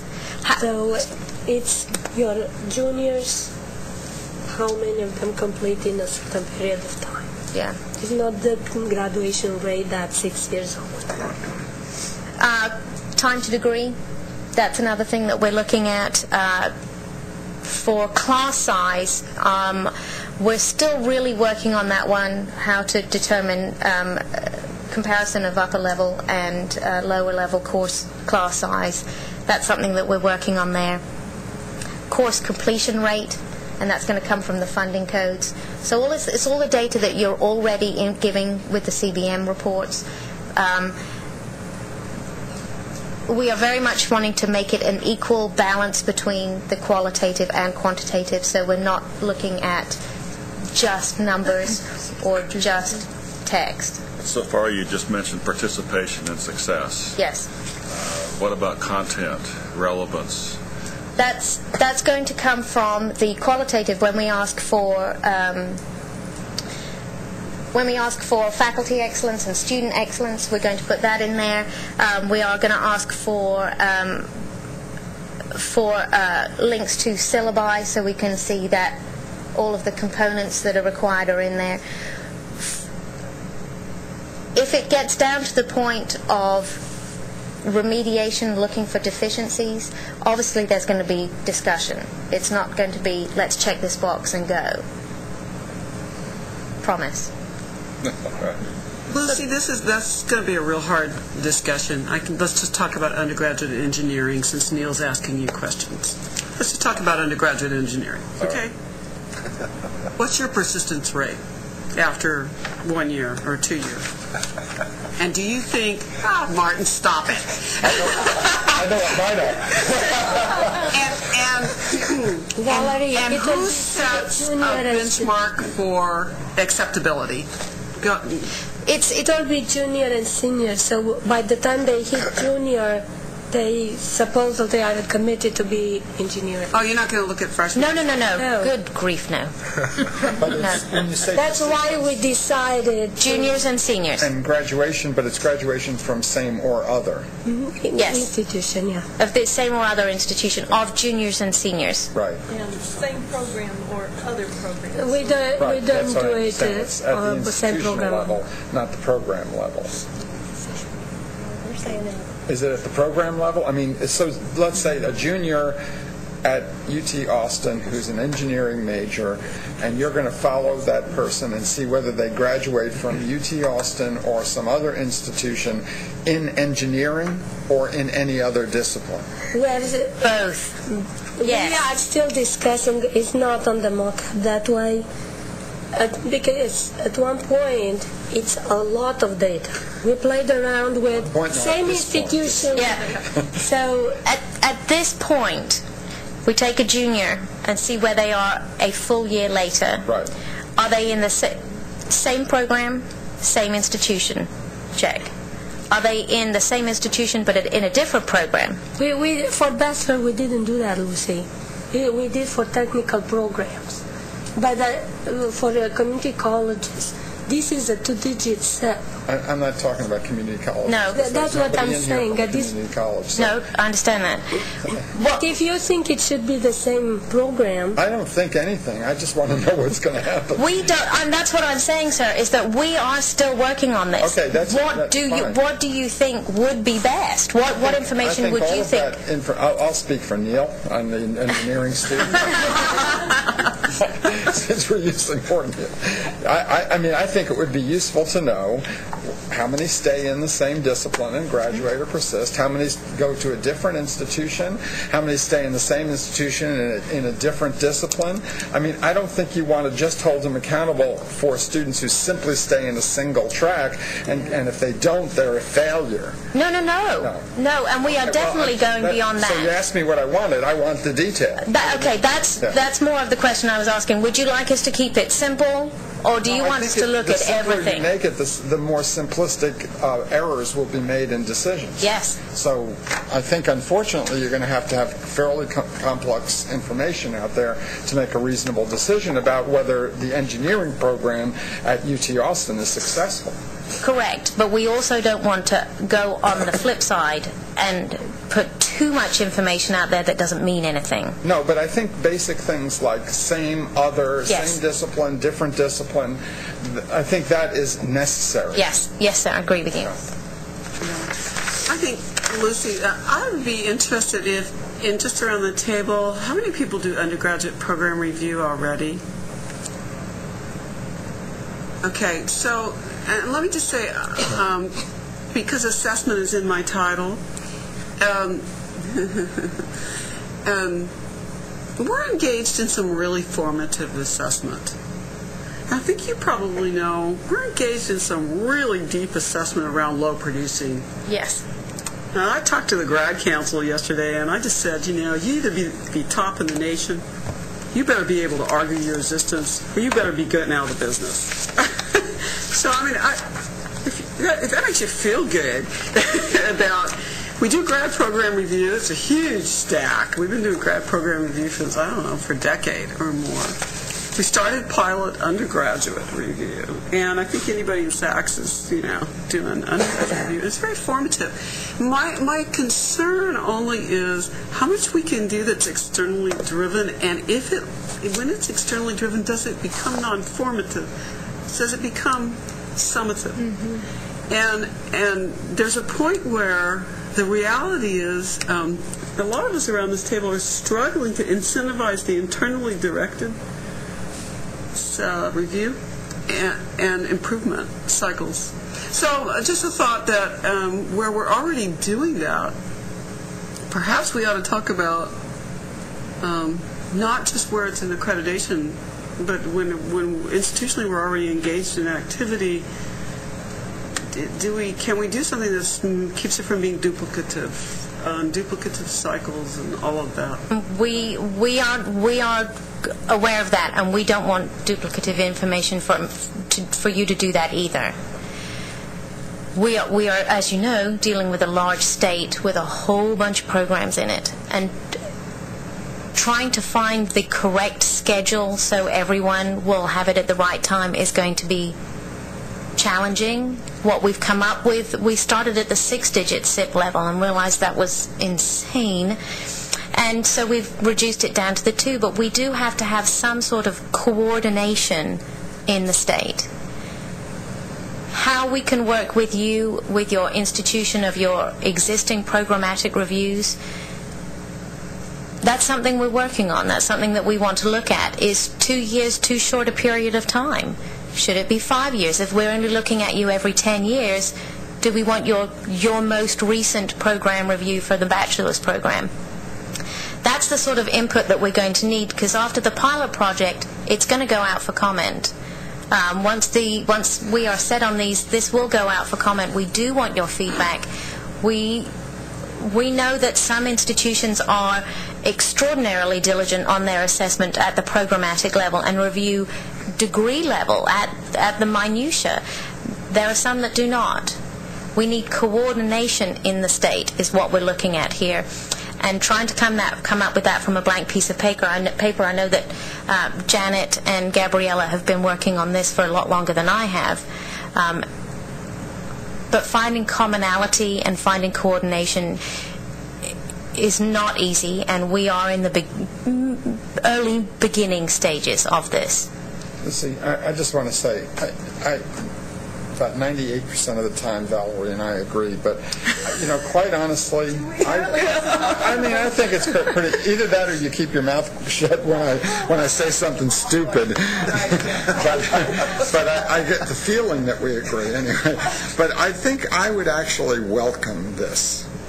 I guess I've been around higher ed way too long, and I see the tendency, no matter how much we try to incentivize from within, how difficult it is to phase out or end programs that clearly have not, even when it's totally obvious to the higher levels of administration, how difficult it is. And so I kind of think it's good to have a state review motivated by the fact that we are state institutions and we're accountable to the public to have programs that have to be effective and produce graduates, whether they're from the same. Quite honestly, I think this is a good idea. And, in the best case, it'll simply reinforce what we're already trying to do. I don't think there's much danger of it destroying incentives that we produce internally. I think it's a good idea. Thank you. I'm surprised. Maybe now I have to leave. My concern is the cost of government. Let's be real honest. We're looking at huge reductions, and yet we're still looking at increased costs and overhead. Overhead back to us for reporting. When I started teaching higher education and policy, the policy in higher ed class, I had an old Ash reader that some of you might have used. It's out of print now on policy examples. And one of the chapters on neoliberalism said that as states reduce their investment into schools and as universities become more independent and student and private funded driven, the overhead cost of accountability will also decline commensurately. That's not happening in the United States right now. What's happening is we have declining state and federal support with increasing accountability costs. And so just for the record, I think that there's some really good positive things coming. I have to tell you, low producing has been a really good thing for us. And I'm more than happy to blame you on any day, and yes. I do. That's absolutely fine. I like to say that I'm on the Hatchet team at the coordinating board. No, and I can write Lucy at any point in time, and I do. I'm like, I got this, Rubik's Cube of a problem. How do you want me to true? And she and Catherine, they've been great. But I do think that there's a point where you just have to assess the overhead and the cost of overhead that's coming from the accountability structure, not only from you, but from the feds and from the regional accrediting body. And then, of course, we have recommendations for other forms of accrediting as well. And just look at it. So anyway, that's just my political comment for the day, and I'll be done. We are on that. We are trying to keep this by using as much data and information as we possibly can from existing reports. With that, we also understand how can you judge content solely based on data? It can't be done. And then who gets to judge that? That's the balance that we're in right now also, because we, like you, are in the same ship. I think it's terribly important, Lucy, that we find a way to make this program something that is part of what the universities want to do to review their undergraduate programs. If it's something that we have to do, we have to push it on the faculty and the departments to do it without any obvious reward to them, benefit to them, it's going to be very difficult to implement, very frankly. So I'm just thinking as we talk, okay, how do we couch this so this is something very valuable to us? Intuitively it's there, but I'm trying to be sure that the methods of evaluation, the data and so forth, are the right data, and that there is, in fact, review of content and relevance, faculty quality, so forth, all the elements that go into making these programs very good programs. So as we move this to the point of implementation, I hope we have a chance as institutions to discuss this methodology with you, and so we can couch it when we get back to our campuses. And how do we make this work and work well for us? Absolutely. Thank you. Lucy, is there a chance that before the pilot program starts that they would be able to give you some input? Quite possibly. I mean, if you want to send, as I say, send myself or David emails, or if you want to give us a call and ask us specific questions. I'm a little hesitant to send out definitions right now. Honestly, McGregor hasn't seen the latest and greatest, and I know he will want to before we send it out as here we are. So he will be seeing those in the next few days. My goal is to get this out on the website before December 1st. I wanted to get it out before Wednesday, but I'm not sure that's going to happen. I didn't, on the slides, I don't know if you have this here, but in terms of the measures that you're using, was there anything on faculty productivity or national rankings with regard to departments? There's various things going on out there. You could show changes over time, even if it's not it seems like an essential part of an evaluation of a program. It's more of a snapshot we're looking at of the faculty at that time, looking at their well, you have workload data, but workload data, yes, but there's research productivity and things like that. Research productivity, I think we're for program level, we haven't touched that yet. Again, that was one of those vague areas that we're trying to figure out exactly what we want to look for. We don't want to look solely at dollars because it's going to be different for each program. We will have an area in the qualitative area about national excellence, both in teaching, scholarly, creative, and research on the state and national level. Yes, very important component. The non-numbers part.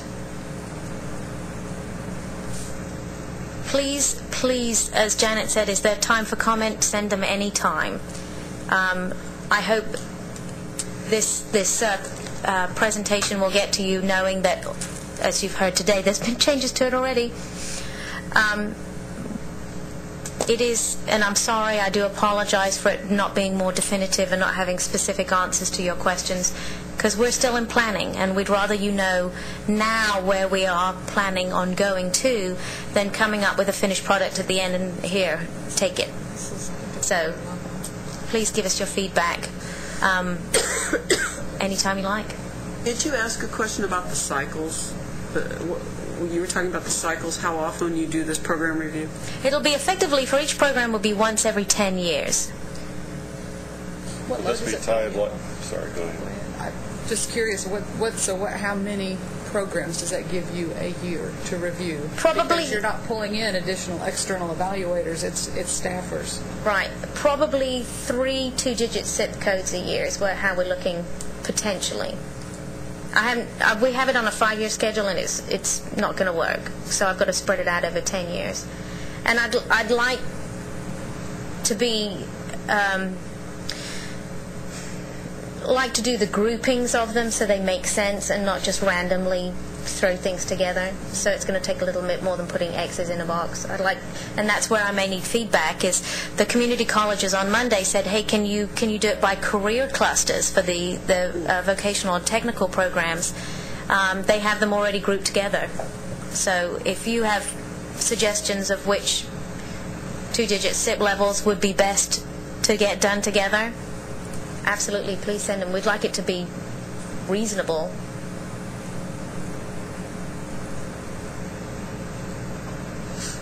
So Lucy, who's on the review team?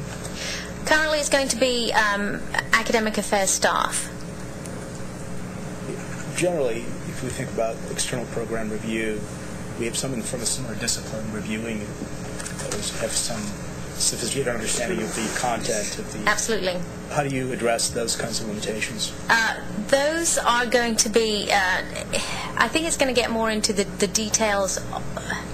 This goes back to Neil's question about content and how we're going to evaluate content. It's much like when we do, when we used to do program approvals. We're looking at the source and the data, as opposed to, we trust you and your resources at your institution, that you hire the faculty, you know what they can and cannot teach and what is best for your program. We are looking at the output of that, not necessarily how the content is delivered and what the content is. We're making sure that the students who enter into a program have all the resources that they need to walk out the other end. We leave the content mostly is going to be by the accrediting bodies and a institutional program review. We don't say that we're experts in every field. That's where your accrediting agencies come in, and that's where your institutional program review comes in, as to the specificity of that. So how do you set the standards for what is and is not acceptable? Yes, that's what we are working on. And that's sort of where your peer accountability, I always say it backwards, that's where that component, to a certain aspect, will come in. What is average? What is excellent? We honestly won't know until we see it. Which sounds like probably the worst government statement ever made. You don't know until you see it. But again, but the standards, the standards might vary based on discipline. Yeah, absolutely. I hope so. Yes, definitely. There's no one size fits all. In some ways, they shouldn't bother with the quality. But with anything governmental, we have to have a certain amount of commonality across the programs for asking for data and getting the information. But we certainly know that a fine arts program is going to be completely different from an engineering program. I hope they are, at least. But the purpose of the data collection is to present a snapshot of programs, or is it to determine what's working and what isn't? I mean, is it going to be potentially punitive? Potentially punitive? No. And that goes back to the responses. Initial thought was we need to decide it's going to be A, B, or C. But that's really, we really took a step back. After you've delved down into the minutiae of definitions, you kind of lose track of where you are. We took a step back and said, okay, what is our purpose in this program review?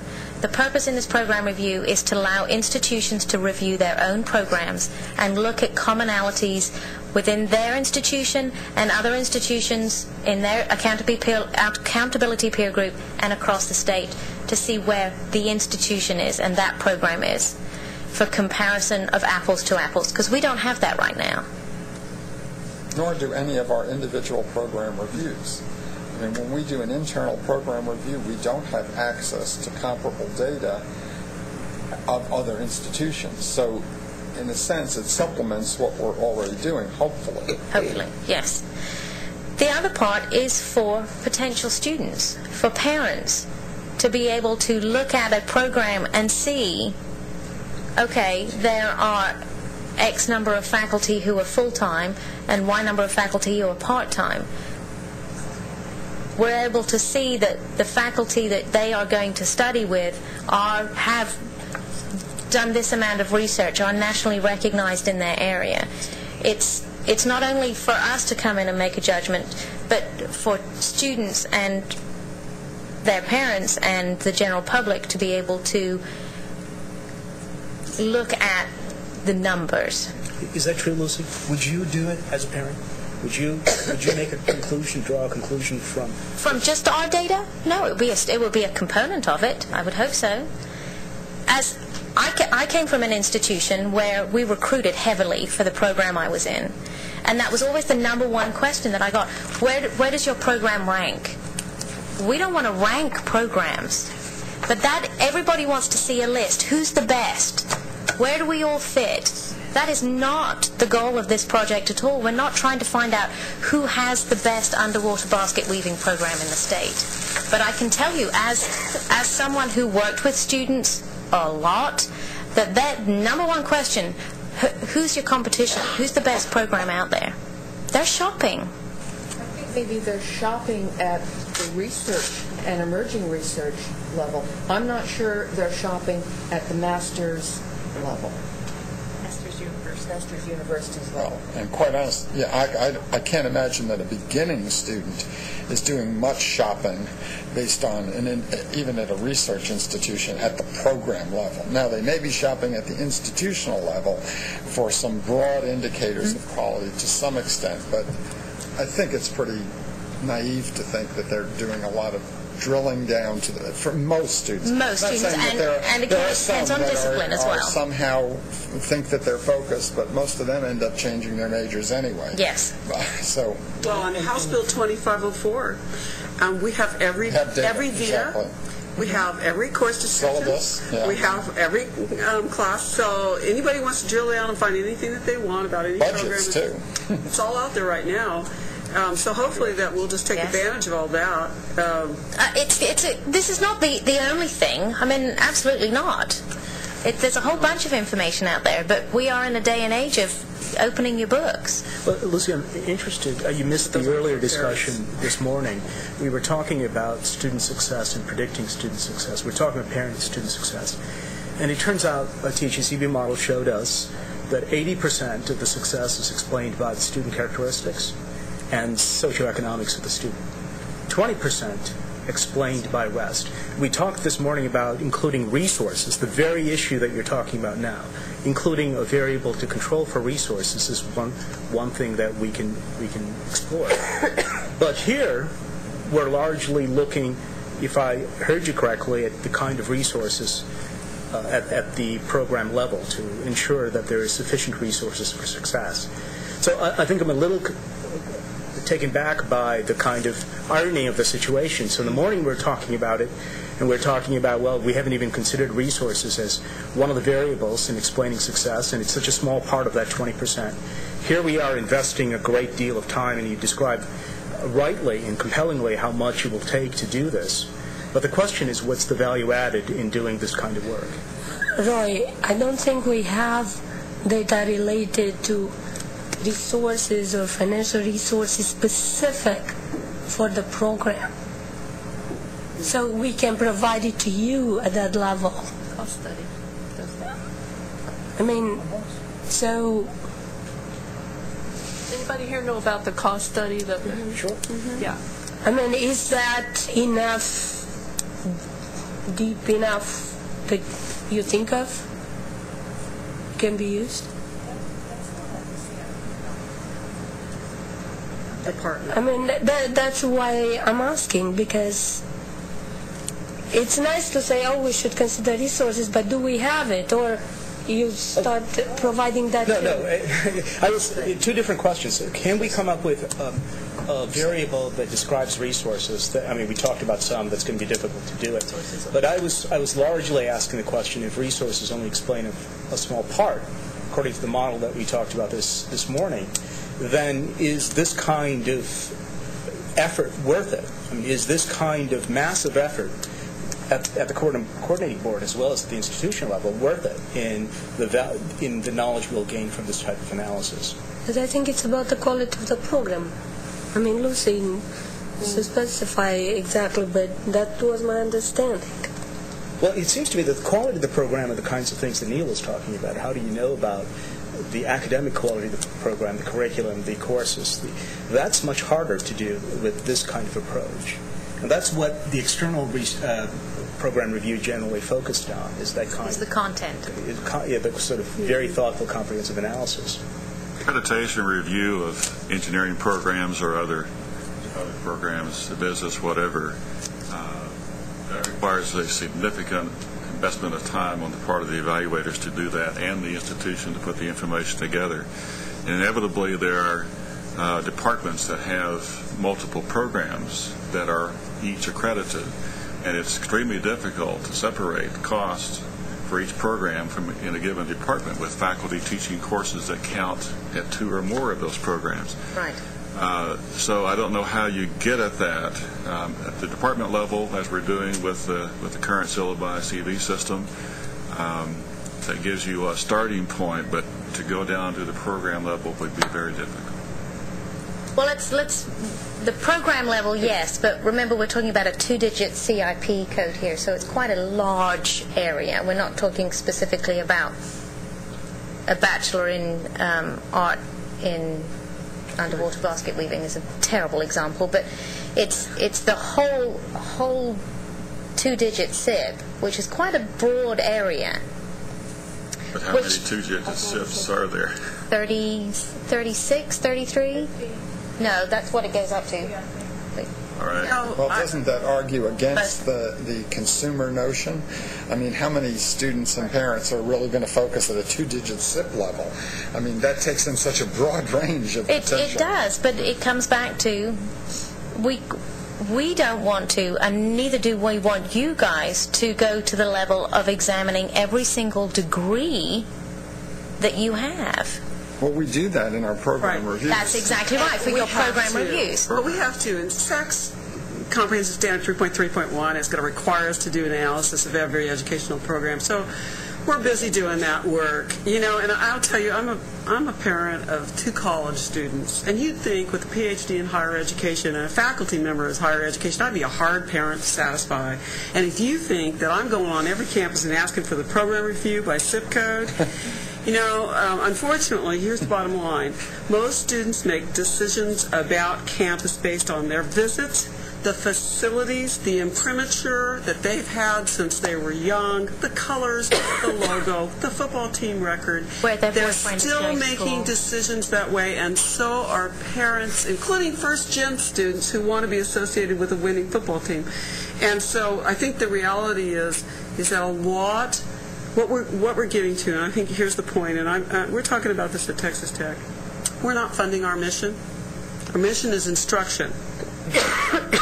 And we're funding a lot of things other than mission. And if you do an analysis of how the state is spending money in state institutions, more than 50% in every single one of those institutions is not instructional based. And so what does a kid care about? What happens in the classroom? What happens in their residence hall? What happens in their social life? And the parents would really, really like a job after graduation that's value added. and that's so, a measurement. I mean, the reality is one of the things, I know you're responding to external pressures which are not parent-based. Yes. They're politically based, and I hope some of those are parents. But the reality is at some point in time, we've got to balance what the total fiscal impact is of all of the federal, accrediting, discipline-based accreditors, state, institutional system, and all those kinds of things are, and where is the breaking point where it takes money away from the classroom? Well, and at the same time, to meet all of these, we increase administrative costs, and then we get attacked for that. Yeah. Anyway, there's nothing wrong with program review. We're doing it, and there's great merit, and there's great outcome. I don't want to say that. I just want to say at some point we got to stand back and look at the weight of it, because the weight of it takes away from instruction, and that does make the difference in the student's experience. So I think it's just another reason. Let's work with you. Yes, please. The system is developed so it works well for both of us. Yes. Board and the institutions. Thank you. Program review is not going to go away. So it's going to happen, so let's just work to make it be the best we can. As easy as possible, as redundant as possible, as they've tried to, again, the more you can bring in information from already existing systems, the better for all of us. The fewer graduate students I have to hire more to enter data into any kind of system. Yes. Oh, hopefully you won't have to enter any data. Of course, they are highly Gabriella's successful. going to do it all. They're highly successful graduate students who graduate from our program. Absolutely, of course. I think I have a question that I don't know if it's welcome or not. Would you think then that 4-digit will make more sense? SIP? At 4-digit? And because I heard... I think you need to sit back and... Someone needs to sit back and think, what do you really expect? Who's the audience for this? What questions do you want? And again, in working with you, we can talk about that. Yes. I have a difficult time thinking how helpful it will be in a real sense, to focus at a 2-digit SIP level.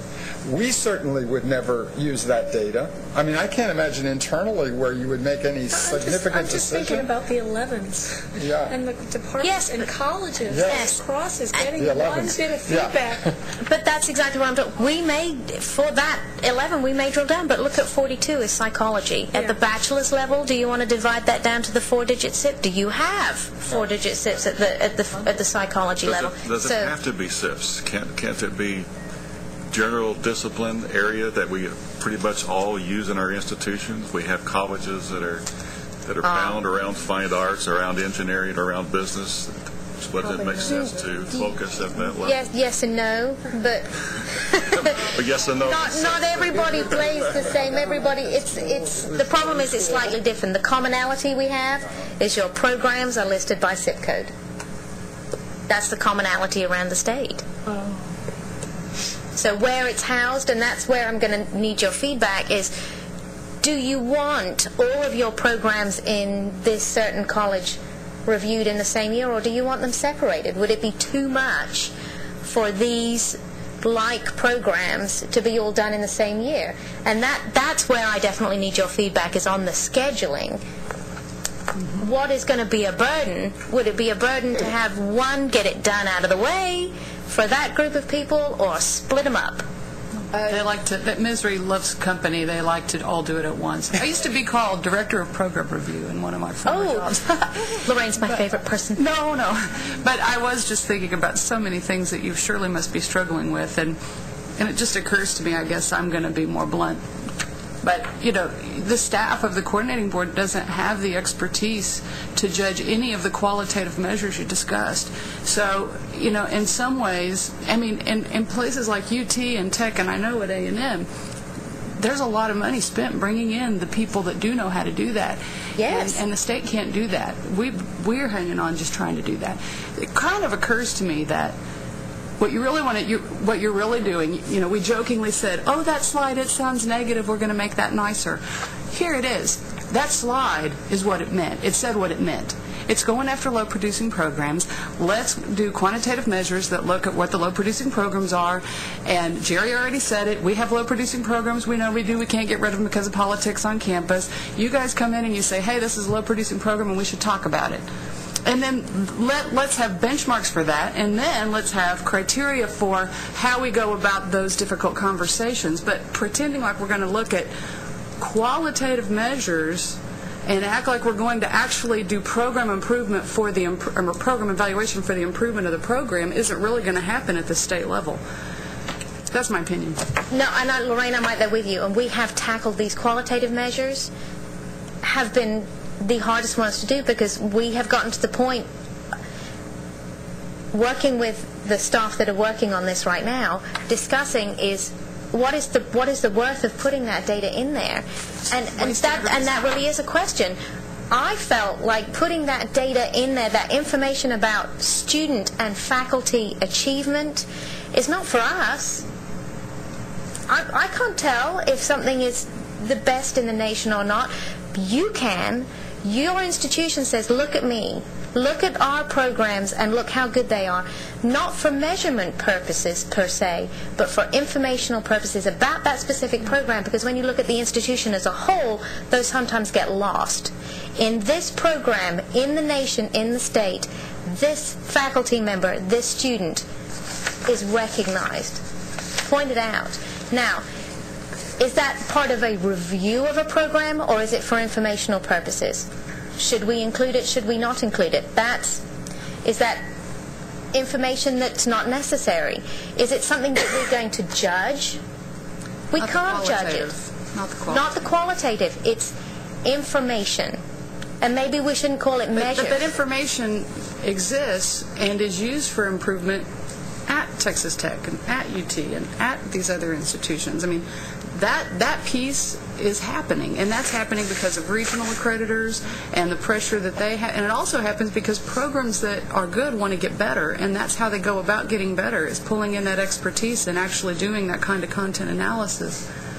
But I don't envy your position. No. But Do you then think that we should just completely take out the qualitative measures and just totally look at the numbers? Let's call it what it is. It's the slide that you said isn't pretty, and we need to make it nicer. It's not nice. It's not nice because the purpose of this is for everyone to see what's going on at the numbers level. And the apples to apples thing and pulling it out of the accountability system and Jerry saying, hey, I'd actually like to see that, that'd be helpful, that part's cool. Okay. But you know, I would recommend that you tag this to low producing. What I've basically told for February review, as you know, we're still cleaning house. I don't know about the rest of you, but in 2009, boy, our table of programs was a mess. And we had to do a lot of cleanup, right? And a lot of it was the program had been defunct for a long time. And by the way, every time we do something with you, which is really simple, we've got to write a whole set of narrative for SACS. Because we're teaching out a program, and this is not easy. It's a lot easier with coordinating board to clean up our table of programs, to turn around and report every single one of those to SACS. We have to document what's happening with the students, what are the notifications, what programs are they moving to, what's happening with the faculty, etc. And they are coming back, question after question on it. So coordinating board's looking easy. But now we're getting down to some programs that need some serious review. And what I have told the deans is they will review. They will be prepared to aggressively defend the program by the time we come back to you in March, or get rid of the program.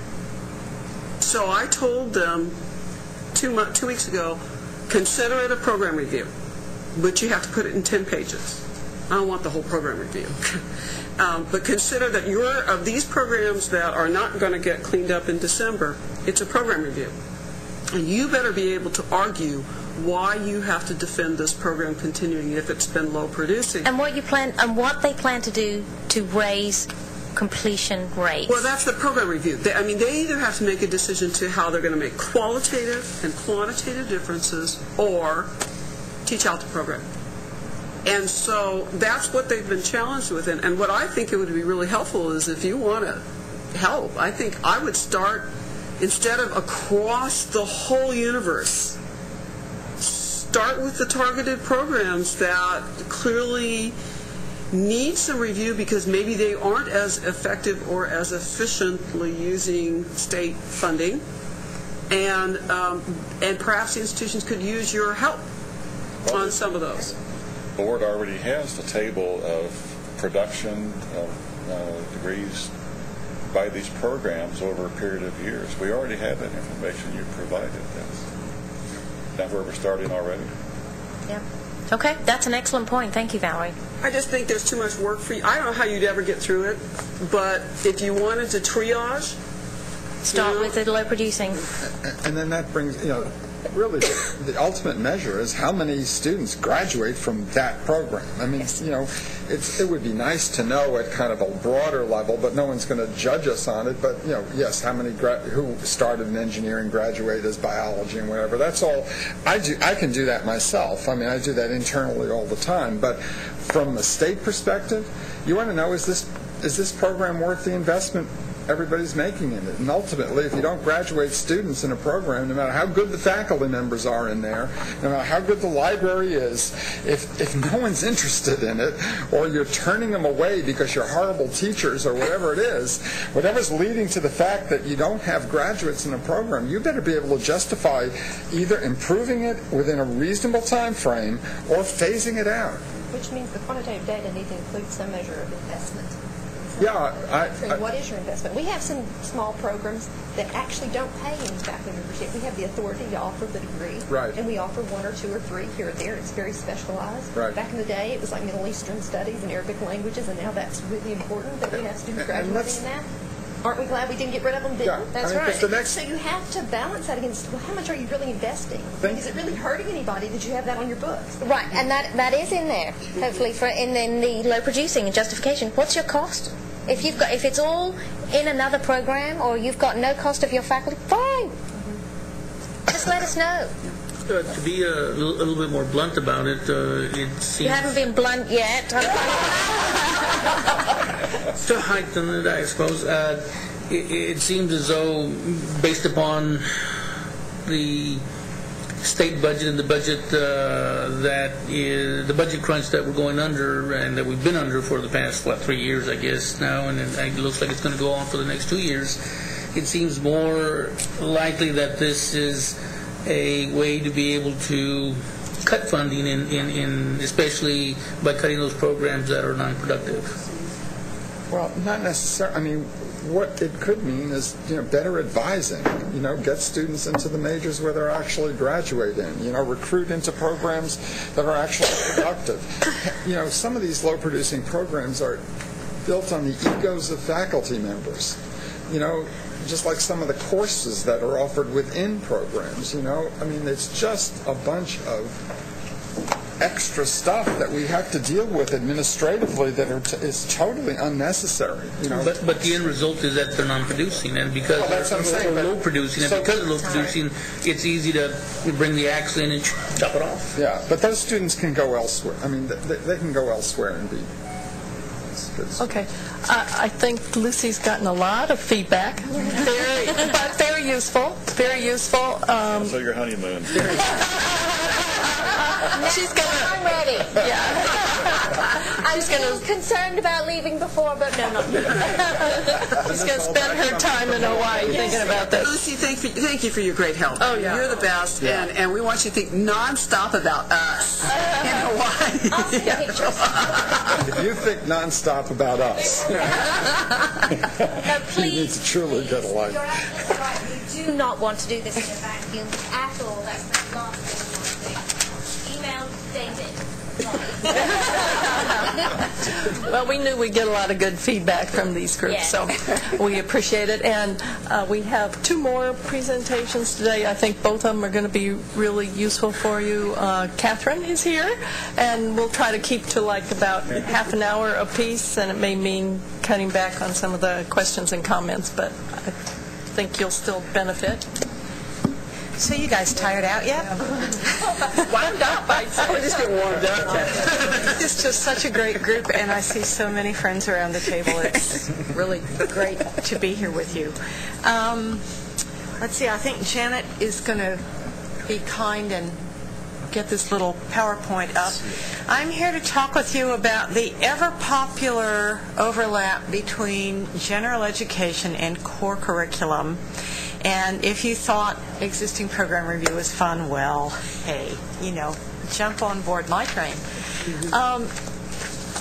You all know, because many of you are coming to the UEAC meetings or watching them when they are broadcast online, that the Undergraduate Education Advisory Committee is deep in trying to figure out how to revise the core curriculum for the state. This was one of the recommendations that came out of the January 2009 report to the board from the UEAC on how to improve undergraduate programs and undergraduate education in the 21st century, which is fast escaping us. And it still seems like we should be 1999. What can I say? The UEAC has really done its homework, and I cannot say enough good things about this group. And some former or current members or friends of the group are sitting around this table, and I really want to make sure that everybody knows how incredibly hard these folks have worked. What we don't know about the shape of core curricula in other states where there's a state-mandated core curriculum, or in individual institutions, different models for how this part of general education is delivered, different themes and various. I mean, we've even looked at the EU and the Bologna process, okay? Although, thank goodness, we're looking at mostly U.S. schools and states. The AAC&U has been a very good resource, American Association of Colleges and Universities, and many of the UEAC recommendations are based on work done by the AAC&U, which is a national organization and includes projects that involve many different public and independent institutions. So what have they done so far? About 6 months ago, they decided, well, first of all, a year ago, they said, okay, we're done with all this odd stuff to measure that we've been dealing with for the last 10-plus years. We really think that measuring 6 basic intellectual competencies, a dozen perspectives, and we can't even remember how to count how many component-level exemplary educational objectives is for the birds. It's hard to do. We have had the benefit of 2 representatives of your peer groups, Lorraine Phillips, who should probably be canonized for what she's doing, and Danita McAnally from Amarillo College, and they have come to every UEAC meeting for the last how many months? Year? They are active, contributing, unofficial mascot members of the UEAC. They're not appointed, but they're working just as hard. And they're helping the UEAC stay real about what's accessible as well as what's good educational practice. So all that stuff in the assumptions and defining characteristics is still in effect. We still have the core curriculum we've been living with for 12 years. But the UEAC is making recommendations to the commissioner, and we hope those will be delivered within the next 6 months or so, that include getting rid of all those things I just mentioned in favor of 6 core objectives, and you will notice that none of these core objectives has anything to do with specific content. Okay? Critical thinking skills, communication skills, empirical and quantitative skills, teamwork, social and personal responsibility. Those are the things that we would expect to assess at the curriculum level. And before I go farther, because this came up with the large and very large community colleges on Monday, remember that as SACS thinks about general education, this may be a broader set of graduation requirements or accessible objectives than that part of general education that all public institutions in Texas hold in common, which is represented by the 42 credit hour core curriculum. So this is one component of your SACS Gen Ed. It's not necessarily everything. Texas Tech has graduation requirements that they consider general education that are not in the core curriculum. University of Texas at Austin the same way, and others of you. So understand that what I'm saying, even if I refer to it as general education, because the law doesn't use that term, the law uses core curriculum, I'm having to sort of say with no spaces in between the words, general education core curriculum. and that's the part we're addressing with the UEAC. Because these core objectives are not necessarily related to specific subject matter content areas, the committee has also tried to think about what works pretty well with the existing core curriculum, and also what appears to be the sort of operational standard for other statewide core curricula across the nation. So in terms of the content component areas, what we're now calling foundational component areas, there have been tweaks, but this is the part of the core curriculum that will look somewhat familiar to you all. And I'm going to ask Janet to show this slide, and then it does continue on to the next slide. And if we can go back now, Janet, and thank you. These component areas, how they are called, and how many credit hours ought to be devoted to each one at a minimum. These topics have been the basis of the last at least 2 full UEAC meetings, but we've been talking about it for longer than that. So what we see in foundational component areas are, no surprise to anyone, 6 credit hours in communication, 3 in mathematics, 6 in life and physical sciences. These are all exactly what have been in the core so far. Language, philosophy, and culture becomes its own foundational component area and is related to the other humanities category. You know, there's been an uneasy marriage of humanities and visual and performing arts in the existing core. That's now divided up into language, philosophy, and culture, and creative arts. then if we can go on to the next slide, we're going to toggle back and forth on these. U.S. history, government, political science, and social and behavioral science have also been uneasy component area fellows in the existing core curriculum. But that made the exemplary educational objective really a difficult set, because we had to have something for everything. So these would also be separated out into their own foundational component areas with the same credit hour requirements as have been in effect. And then an institutional option of 6 credit hours, and any course in the institutional option, the UEAC is suggesting, would need to contain a minimum of 3 of the core objectives, but they would be selected by the institution. So let's look at these core objectives. The UEAC understands that these skills need to be addressed in various ways and within various disciplines, and students need to have a lot of different options for practicing and developing these skills and gaining better and better mastery over them. The committee divided itself up into small groups in a couple of different ways across 2 meetings in order to debate within the committee which of the critical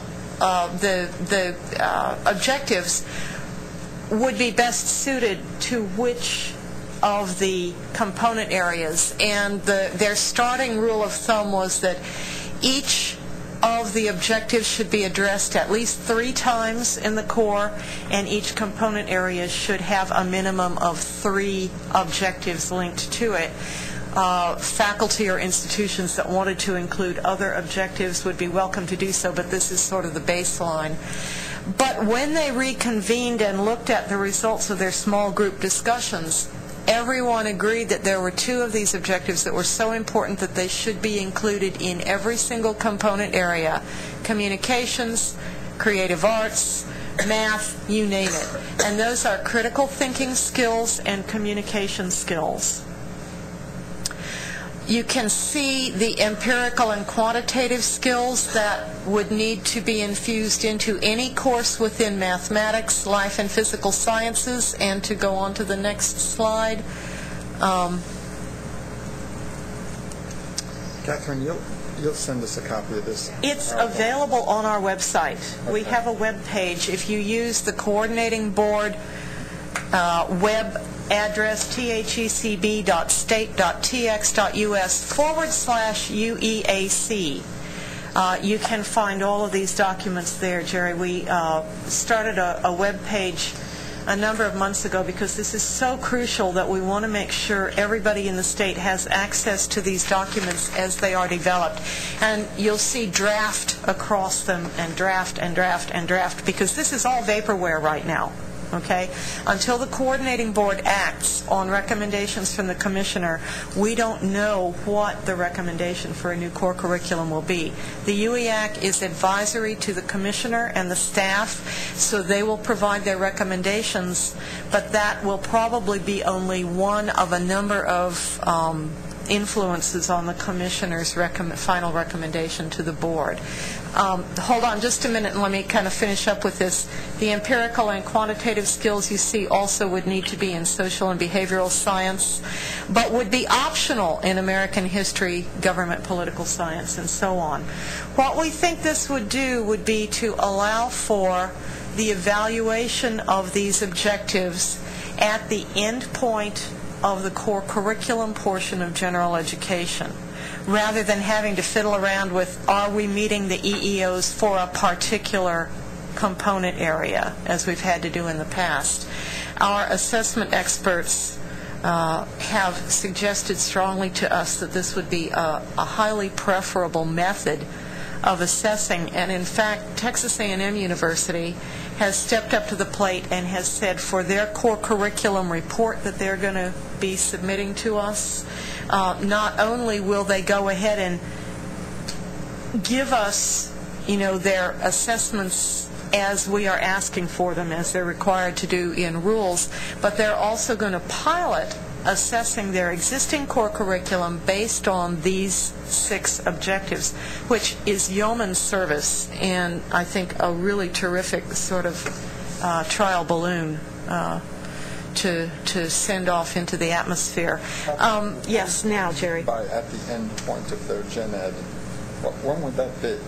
Well, I mean, individual students. For a community college, if a student finishes an associate degree that is an academic associate degree, an AAAS, or possibly the AAT, that is not under a field of study curriculum or one of the voluntary transfer compacts that are being developed that would excuse a student from completing the core curriculum, then theoretically a community college would be able to evaluate, because they all have to do an evaluation of this for their SACS reaffirmation. We need to have a way for them to be able to do some assessment that's valid for their reaffirmation process.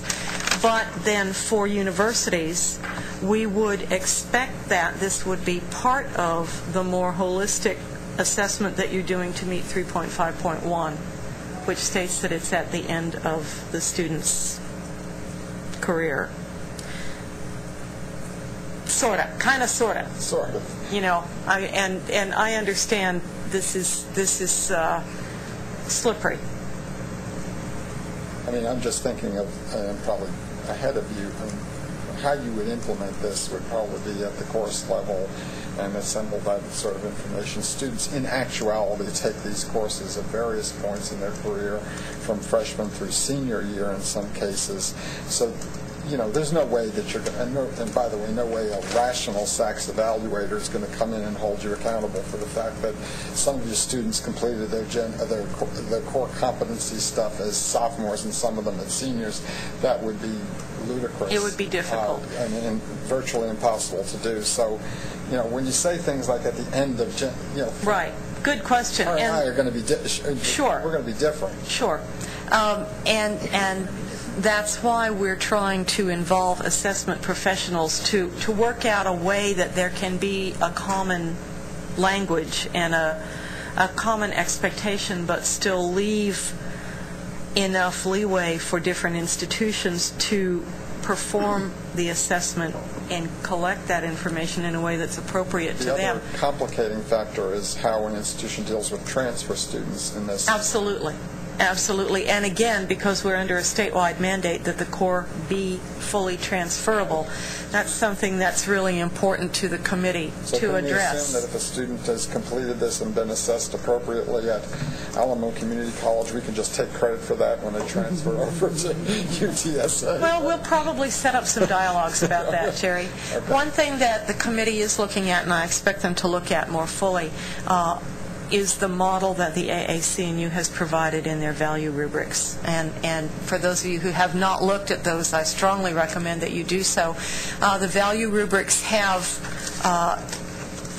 the equivalent of milestones, where they're looking at different skills similar to these, but they look at what would you expect a fairly early student to be able to do, what are a couple of markers along the path, and then at the end of baccalaureate education.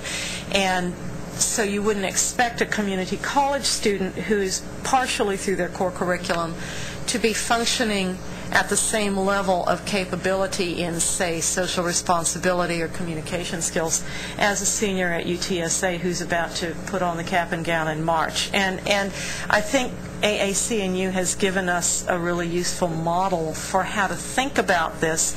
They intend the value rubrics, obviously, to be conversation starters. They don't expect anyone to simply say, cool, let's use these, even though they sort of tested them with a broad variety of institutional types. It seems also to me, going from left to right on there, you seem to have arranged those in order of controversial topics. Oh, do you think? Oh, I do. I think in terms of the political ramifications of those things, I don't think many people would argue that students need critical thinking, communication skills, or empirical and quantitative skills. I think when you get to teamwork, you're going to start getting people who are going to object to that and wondering why the heck that's an essential thing, and I know that that's all But really, when you get to social and personal responsibility, I think you're into areas where some people, various aspects of the political spectrum, will have highly different views on what you mean by that, and whether or not they trust academic institutions to even define those things. Well, in point of fact, the Undergraduate Education Advisory Committee a year ago, April, welcomed a visitor who was a staff member on a legislator's staff who wanted to come and tell the UEAC that whatever else they did to change the core curriculum, this legislator wanted to see a principal emphasis on civic engagement. Okay? Okay, that doesn't say civic engagement. That says social responsibility, which is a much more academic-y kind of thing. How this is managed within the core curriculum, we think, will probably be... I'm trying to think how to choose my words here because I see the little red light over there. Will probably be more appropriate to the academic enterprise in how to acknowledge and support this legislator's and other legislators' interests without actually creating such a small little, I don't want to use the word ghetto, but let's say encampment, that there isn't flexibility for different approaches. I do think social responsibility and personal responsibility, as well as teamwork, are things that employers around the U.S. are very quick to state they want to see in their employees' preparation. And in fact, in addition to the AAC&U materials that the committee has looked at, one of the other formative documents for their thinking is a report that came out in 2007 from the Conference Board called Are They Really Ready to Work?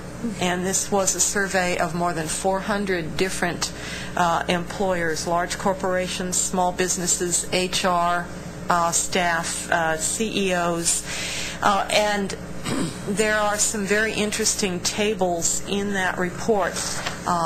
These people were essentially asked, what do you think someone taking an entry-level job with your company fresh out of high school ought to know and be able to do?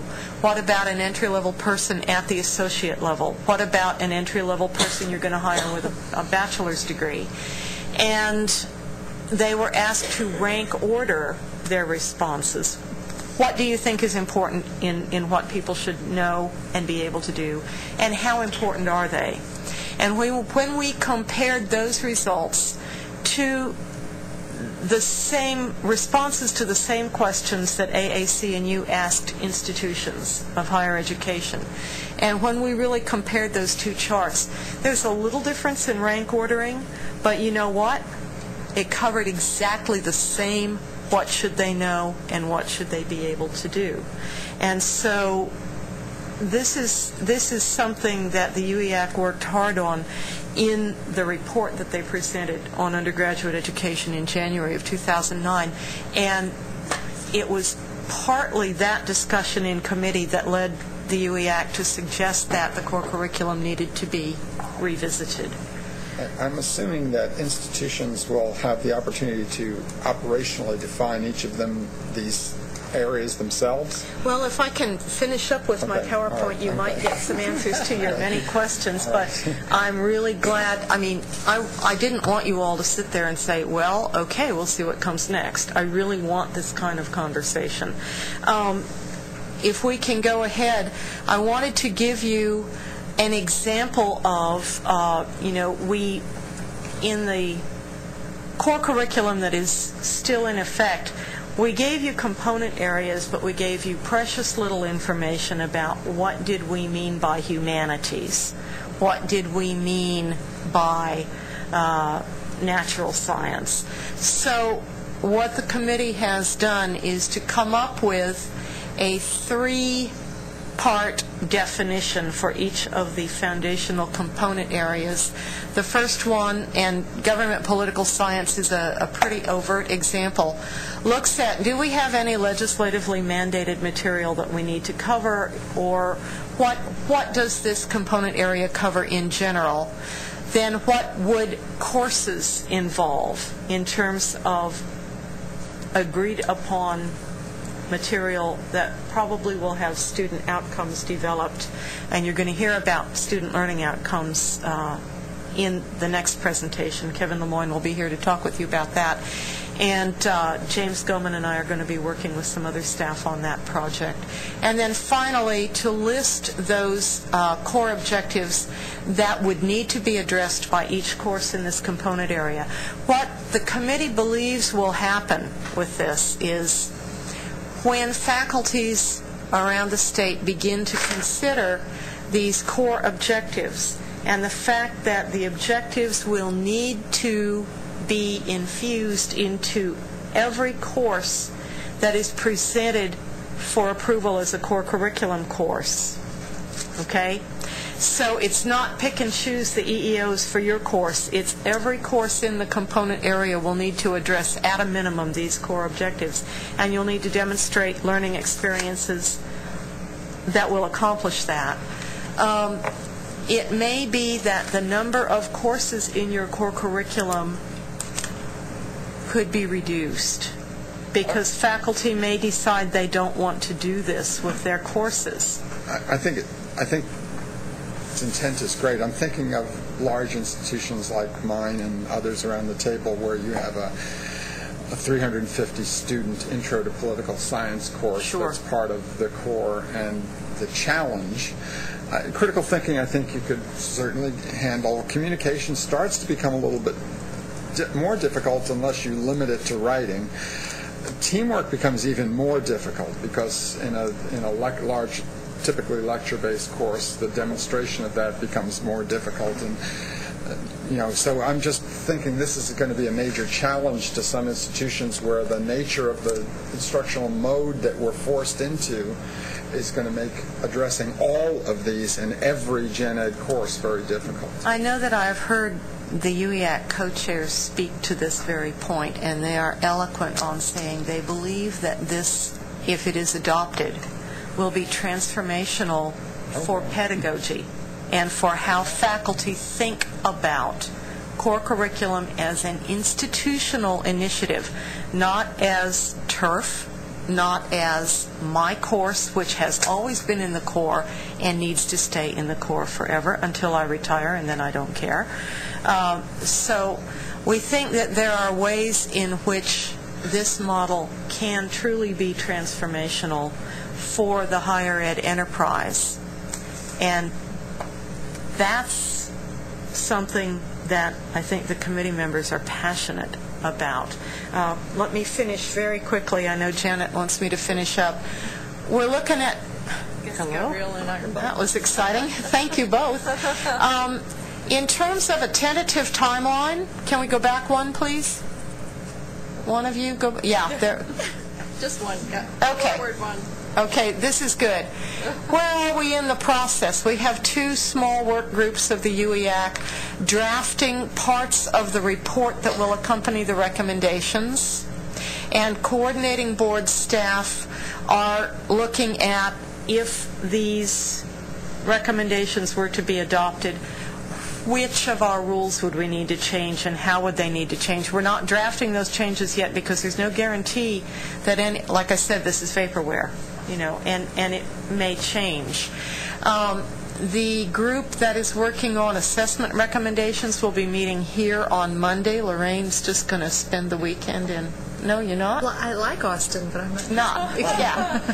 And so they'll have some... The group working on the committee, the actual curricular recommendations, is doing most of its work in email conference, and I'm working with them. Lucy's working with the assessment folks. If we can go on to the next slide. Our tentative timeline, and this is based on a number of factors, including how this meeting on December the 3rd, which is the next meeting, Friday, December the 3rd, is the next meeting of the UEAC. It will be broadcast on the web. Any of you who just happen to be in the Austin vicinity and have nothing better to do, you are totally welcome. It'll take place in this room. We welcome visitors, and if you let me know ahead of time and want to throw in for lunch, we can accommodate that too, okay? Either April or July are tentative board meeting targets. If any legislation regarding the core curriculum is pre-filed or filed, it's a really good bet we're not going to change the core curriculum in April when there might be pending legislation. It just wouldn't be worth it. So, stay tuned. We're hedging our bets a little bit here. If we are able to get something passed by the board by July of 2011, I'm fairly confident that one of the recommendations will be that institutions need a full academic year for their faculties to work on how they're going to change their cores. Then you'd have to submit those revised core curricula to us. We would have to make sure that they matched whatever the statewide template is. And then once we have that done, there would need to be an implementation year, during which time students who are already enrolled would have to make the decision, do I stay with the core in the catalog I came in under, or do I switch to the new one?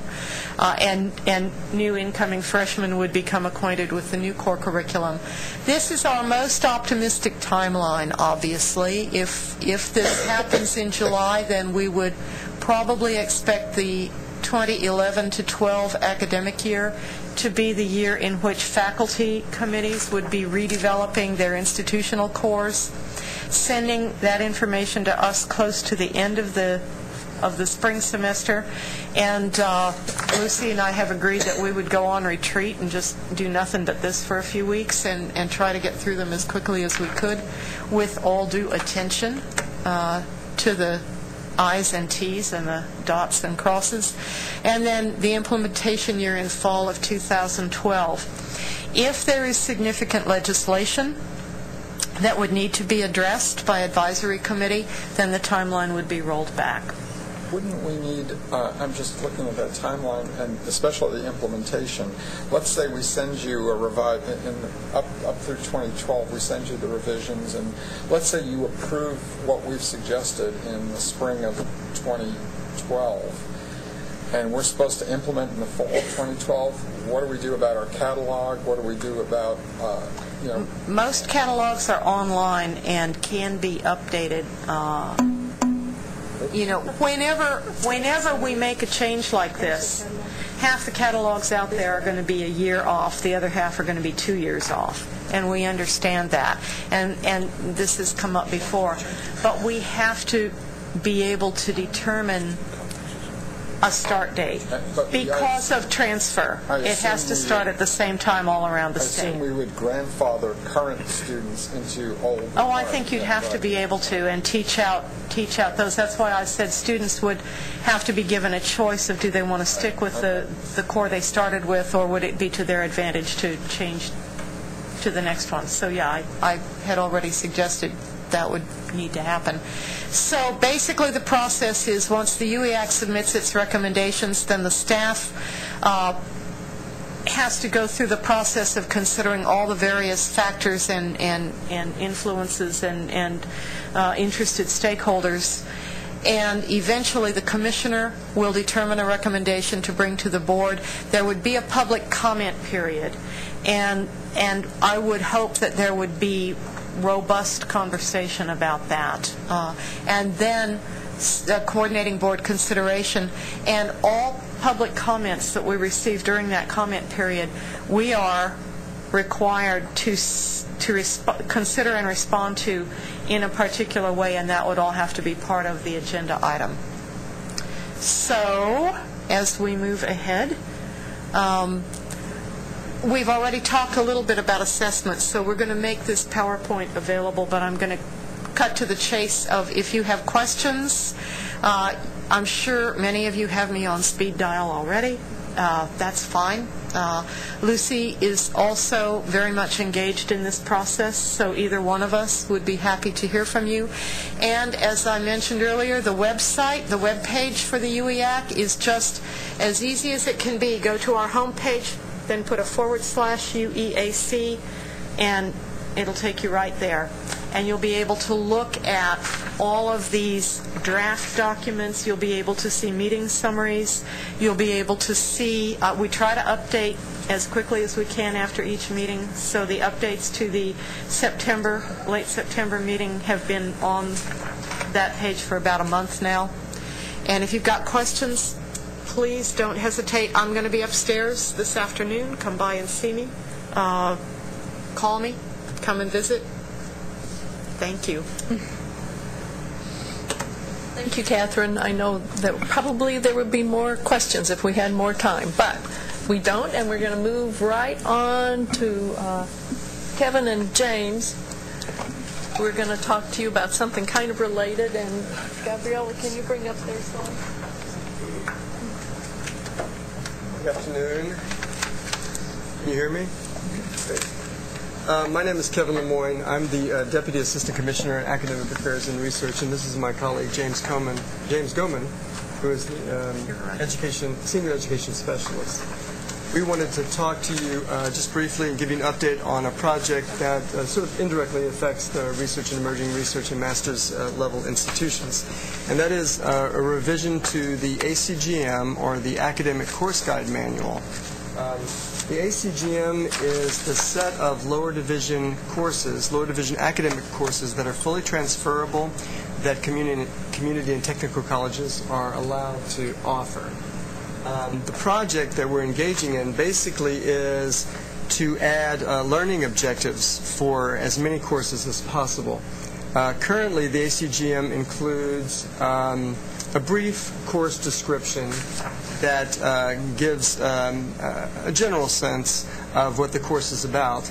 And through a process that I'm about to describe, we determined a couple of years ago that it would be to the advantage of community college students transferring into a university to build a more robust description of what they're expected to know and be able to do as a result of taking a course, so that they can be better prepared for transferring to a university. What happened about... Oh, thank you. I was going to ask you to switch to the next slide. What happened a couple of years ago, we got a grant from the Lumina Foundation for Education to develop a transfer compact for mechanical engineering. And this first slide represents the list of courses and the sequence of courses that were identified by this advisory committee that we worked with, that included both university and community college faculty. And this basically forms the foundation, the lower division foundation for a mechanical engineering transfer compact. And we have about 20 universities signed on to the compact now, and a large number of community colleges as well. But through the course of identifying the courses that would form the foundation for the program, the committee also decided that it would be useful to look at the description of each of those courses. They compared syllabi from around the state for courses like Calculus 1, Calculus 2, Physics, Chemistry, and some of the engineering courses. And they decided that in addition to the general description of the courses, that there were some very important learning objectives in these syllabi that needed to be addressed. There was a lot of discussion that took place between the community college faculty and the university faculty in terms of what did the students actually need to know and be able to do to be successful in a subsequent course, like going from Physics 1 to Physics 2. And over the course of several meetings, they decided to not only identify the courses, but enhance the course descriptions and identify learning objectives for each of these courses. In doing so, they came to consensus that any community college student who took these courses and attained the learning objectives that were identified in them would be well prepared to move on to a university-level mechanical engineering program. Would you move to the next slide, Gabriella? Thanks. So this is an example of what they came up with for Chemistry 1. That first part, the first paragraph, represents a significantly enhanced description of the course, starting with the ACGM description, which was a couple of lines long. The committee identified co-requisites and prerequisites. Many of those were already in the ACGM. And then, importantly, those 13 items at the bottom are the learning objectives that they identified to be important for this course, for students to master. We could have stopped there, and we were successful in establishing this transfer compact with many institutions signed on. But we realized that this had some important implications for all courses at the at community colleges that were transferable to universities, and made a recommendation to the leadership of our agency to begin including learning objectives in the ACGM courses. We started with the 17 courses that are part of the Mechanical Engineering Transfer Compact. We took that to the ACGM committee. Originally, they were sort of reluctant. About half of them were in agreement that the courses needed to be beefed up, so to speak, and about half were resistant to the idea. But over the course of about 3 months, at the second meeting, they all agreed that it would be an enhancement to the ACGM, and they asked that we send them all of the learning objectives out across the state for public comment to chemistry faculty, physics faculty, mathematics faculty, and engineering faculty to get as much input as possible to make sure that the learning objectives were well-written and complete. We did that, and about a year ago introduced them for the first time into the ACGM. James, I think you're going to talk about the next phase of this process. That's right. So to translate this process from a more or less specific field of study, engineering, into a broader-based, reaching broader constituencies, so to speak, had to think about how can we reach the most students? What courses could we choose that would have the greatest impact, the most bang for our buck, so to speak? So to do that, what we did was we took a look at our data, and all the community and technical colleges report their courses by the academic course guide manual designations, the Common Course Numbering System rubrics and numbers. So using that, we identified in rank order which of these courses are most commonly utilized. Then we also took a look at some data that we obtained from the TEA, the Texas Education Agency, to see which courses are most commonly utilized for dual credit. And that hits not only the students that are currently in the college pipeline, but the students that will soon be in the college pipeline. And we also took a look at the courses that are commonly featured and used in core curricula around the state. That's also a very essential transfer area, and it also bespeaks, again, courses that are going to be very commonly taught all across the state. That gave us a list of courses. Really, I started out with sort of a list of disciplines based on those courses. And with that in mind, we've now got a working list that's still subject to change. But it starts out with English, discipline of English, and there we're definitely going to examine... It's actually on the second to last slide, if you move forward a little bit, Gabrielle. No, second to last. Yeah. It's towards the end. Primary courses, there we go. There you go. This is what we're looking at now, but I want to stress that this is still a plan in development, so nothing's written in stone yet. English 1, English Comp 1, and Comp 2. And then in government, the required sequence of government, I think Catherine probably spoke a little bit before about how everyone has to have 6 hours of government in order to receive a baccalaureate degree in the state. So we got 4 courses right now, two course sequences. Our past studies have indicated that out of all course sequences taught in this state, this course sequence right here is the single most common transfer problem for students. because they take half of a sequence somewhere, they try to take the other half somewhere else, and the sequences don't match up very well. So we're going to try and be ambitious with this. Rather than revise the 4 courses, we're going to try to take the 4 courses and we're going to boil them down to a single standardized 2-course sequence to eliminate this transfer problem, if at all possible. We've considered this many times in the past, both collectively as a state and certainly individually here at the agency. I can tell you we've looked at this problem several times. As soon as it was identified by TACRO, the college registrars and admissions officers, they looked at transcripts and they found this was the single most common problem. But it's a very politically thorny issue because there's no obvious way to break on this, to even get a sort of a majority. It's not quite absolutely even, but it's very close to an even split. About half of our institutions, colleges and universities, use 2301 and 2302 or an equivalent of that. And then the other half use the 0506 sequence. So in the past, there's been a real reluctance on the part of this agency to come down one way or the other, because no matter which way we chose, about half of the field was going to be upset with us. I think now some things have changed somewhat. We're certainly moving towards a greater level of interconnectedness between our institutions. We all recognize that student transfer success leads to better numbers for everyone in terms of student graduation, graduation on time, retention rates, and so forth. And it's also an important fiscal issue. We have all these imperatives now to students finishing up quickly, so every extra course that they take that isn't part of their degree plan is another chance for them to get charged out-of-state tuition, or just simply to be paying more money they don't need to pay.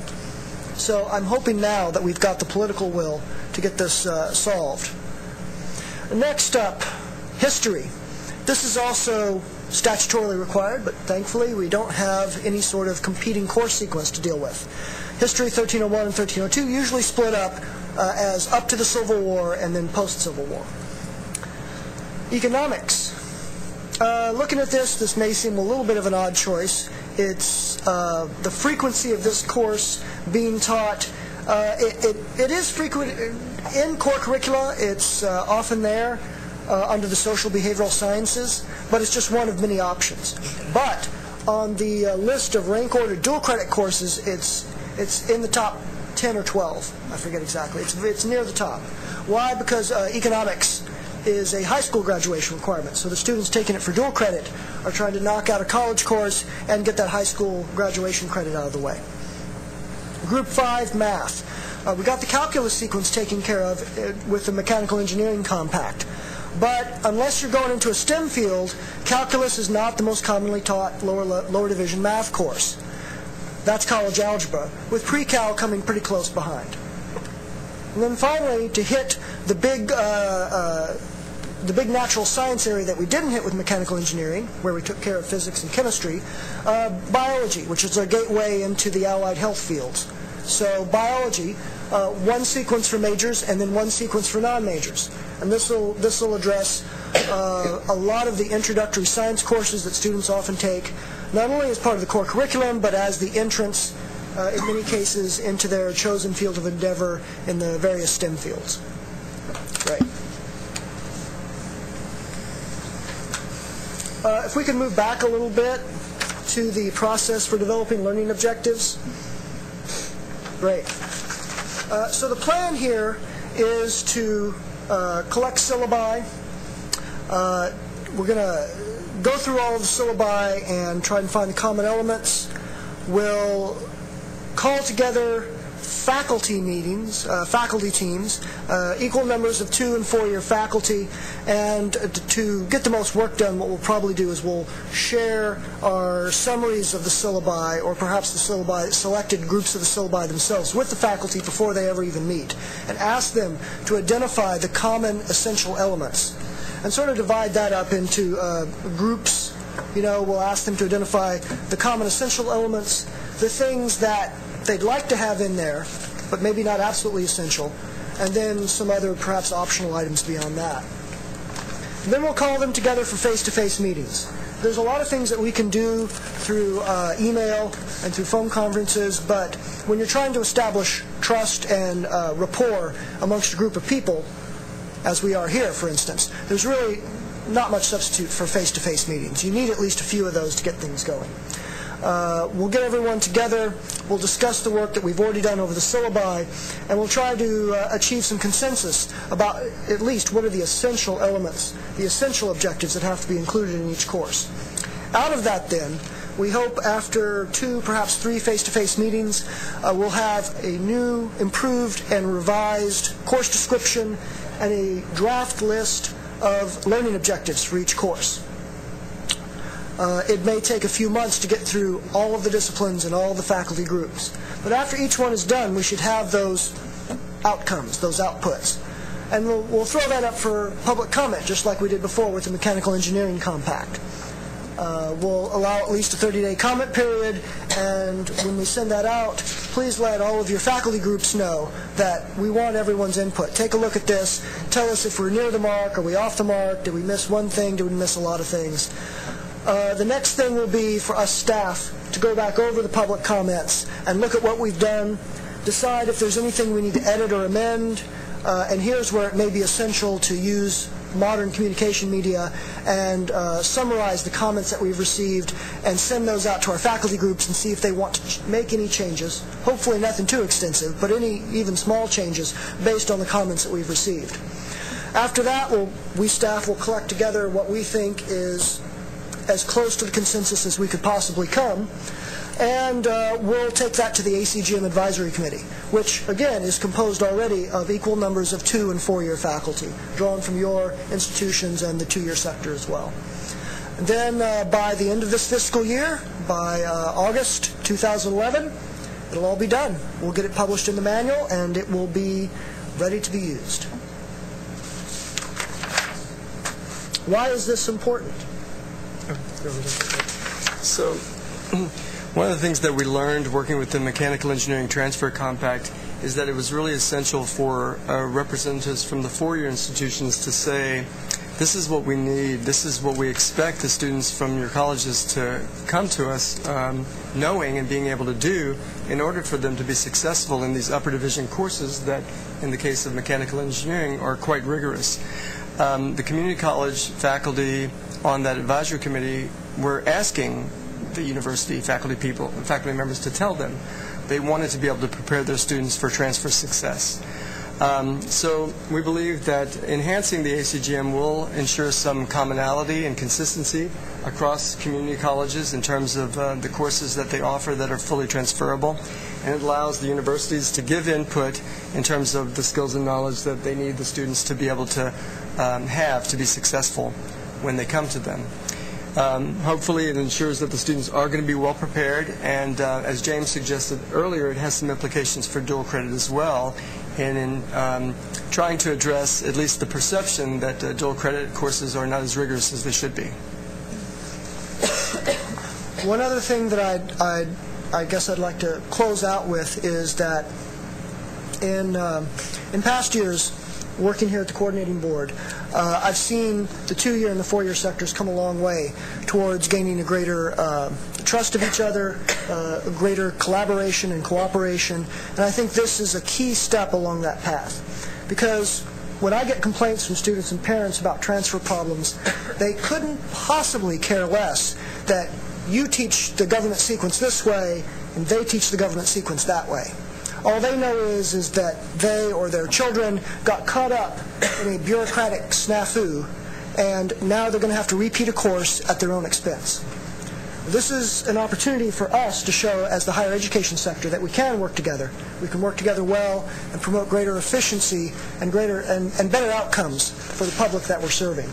I think that's particularly important given the current political climate, and I hope that all the institutions will approach this process with some measure of, at least not enthusiasm, with earnest pragmatism, understanding that this is a really good way for us to put a good foot forward for the public, who really, are the going to be the recipients of the courses that we're designing, the outcomes that we're trying to plan for, the smoother we can make it for them, the better it is for us all in the end, because we're going to get better outcomes, better rates of retention, transfer, and graduation that will show up in the end, since we now have these accountability systems and everyone's going to be looking at those numbers more and more often. So I'm interested, are you going to go explore to see if it had an impact and what the impact really is? Yeah, one of the things that I think is pretty exciting, perhaps in a little bit of a geeky way, is that you guys have all this great course level data that we don't have. You report some things to us, but we don't have individual student records showing progression with grades through courses. So if we want to, say, chart the problems that students have, what common problems moving through course sequences, moving from, say, within a particular discipline, moving through, say, the math and science requirements for a particular discipline, it's hard for us to come up with statewide numbers for that because of the disconnect in our data reporting system. But starting in 2011, we're getting a chunk of money to update our system, and we're going to be able to track the progress of specific individual students, or rather students as both individuals and groups, and see how they perform, so that we can look at how they perform at a community college in their first English composition course, and then look later to see how they do in other courses that depend upon writing and reading skills. Or the same with math. We look at how they perform in college algebra or pre-calculus, and then we look and see how they perform in the calculus sequence, differential equations, or other related courses. And we can, I hope, start to see if students are making better progress, or if they're having problems, we could maybe do a much better job of identifying where, why, and how. Well, you will have the CBMS report. That's exactly what I'm referring to, yes. Yeah. Would you be surprised if you looked at the relationship between, let's say, the competency of a student in reading and that it doesn't predict success in the four-year institution? Would you be surprised? In writing, in math, in reading, would you be surprised with that fact? I'm sorry. Would you be surprised if there's no relationship between what happens in terms of their score on a competency score of some sort? Mm-hmm. I mean, you're just saying you want to align it, but even if you could measure competency. Right. I'm not sure yet how fine-tuned of a device this will be. It may not quite be a scalpel. It may be more of a Bowie knife. But what I do think it will, over the long run, once we get a better handle of how to use it as a tool, it's going to give us a better idea. This is probably better suited to looking at trends rather than individuals, right? Hopefully we'll be able to identify trends, and that'll guide us further down the path. It seems to me essential, though, that if you're going to try and look at student transitions between courses and also between institutions, that you have to have an idea of what it is the students are supposed to be taking with them, right? And these outcomes are, at least for now, the best approximation that we have of that. Well, it's interesting, and I would be very interested to know what happens with mechanical engineering, because you do have a cohort to see what happens to that group. But what's interesting is if you look at transfer student success, and you look at what happens to them once they come to the four-year, and once you control for all the other characteristics, what happens to them in terms of their grade in a specific course or their competency in a specific area doesn't seem to be a significant predictor. So while it does, on its face, seem to be a very good idea and no one would argue against it, it'd be interesting to see what the real value added is in the end in terms of this kind of alignment. It may be the reduction in number of courses that students have to take. That may be the very real contribution. But it'd be interesting to see what kind of findings you have once you take a closer look at the data. Yeah, I agree. I don't think there's any way to know beforehand. We'll have to see. Will there be a relationship between what you're doing and what the UEAC's doing for those things that are common for curricular courses? I hope so. Without knowing beforehand the structure that they're going to adopt in the final outcome, the truth is that what they're changing, as far as I've been following the process, is sort of the structure of the component areas and this. We're still, I would bet, going to be choosing a lot of the same courses to put into our core curricula. You know, I just can't imagine that there's going to quit being a need for pre-calculus or college algebra, or that people aren't going to need to take composition anymore. The biology sequence is going to be critical. That's going to stay. Yeah, and we tried, in identifying courses to develop learning objectives for, we tried to sort of maximize the overlap between dual credit courses, the highest enrollment courses across the state, and the courses that were most commonly used to satisfy the core curriculum.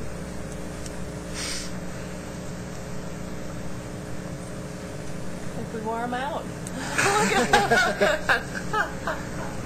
Thank you very much. Anybody else have questions for Jason Kelsey? Perfect. Time with you guys. Look at that, 3 o'clock on the button. So thank you very, very much. And thanks to all of you for coming and participating.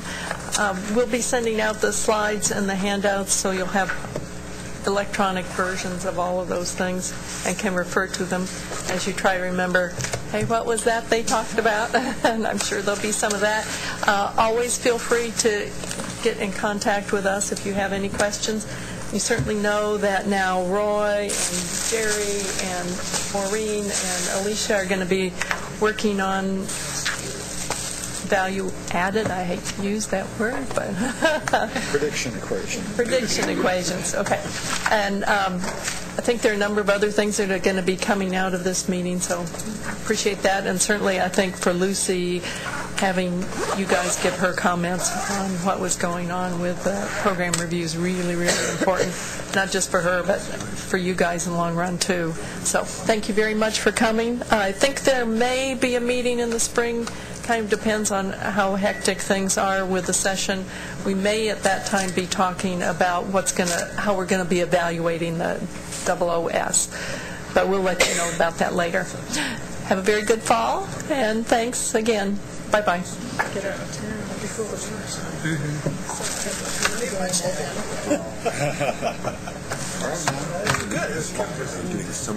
Good.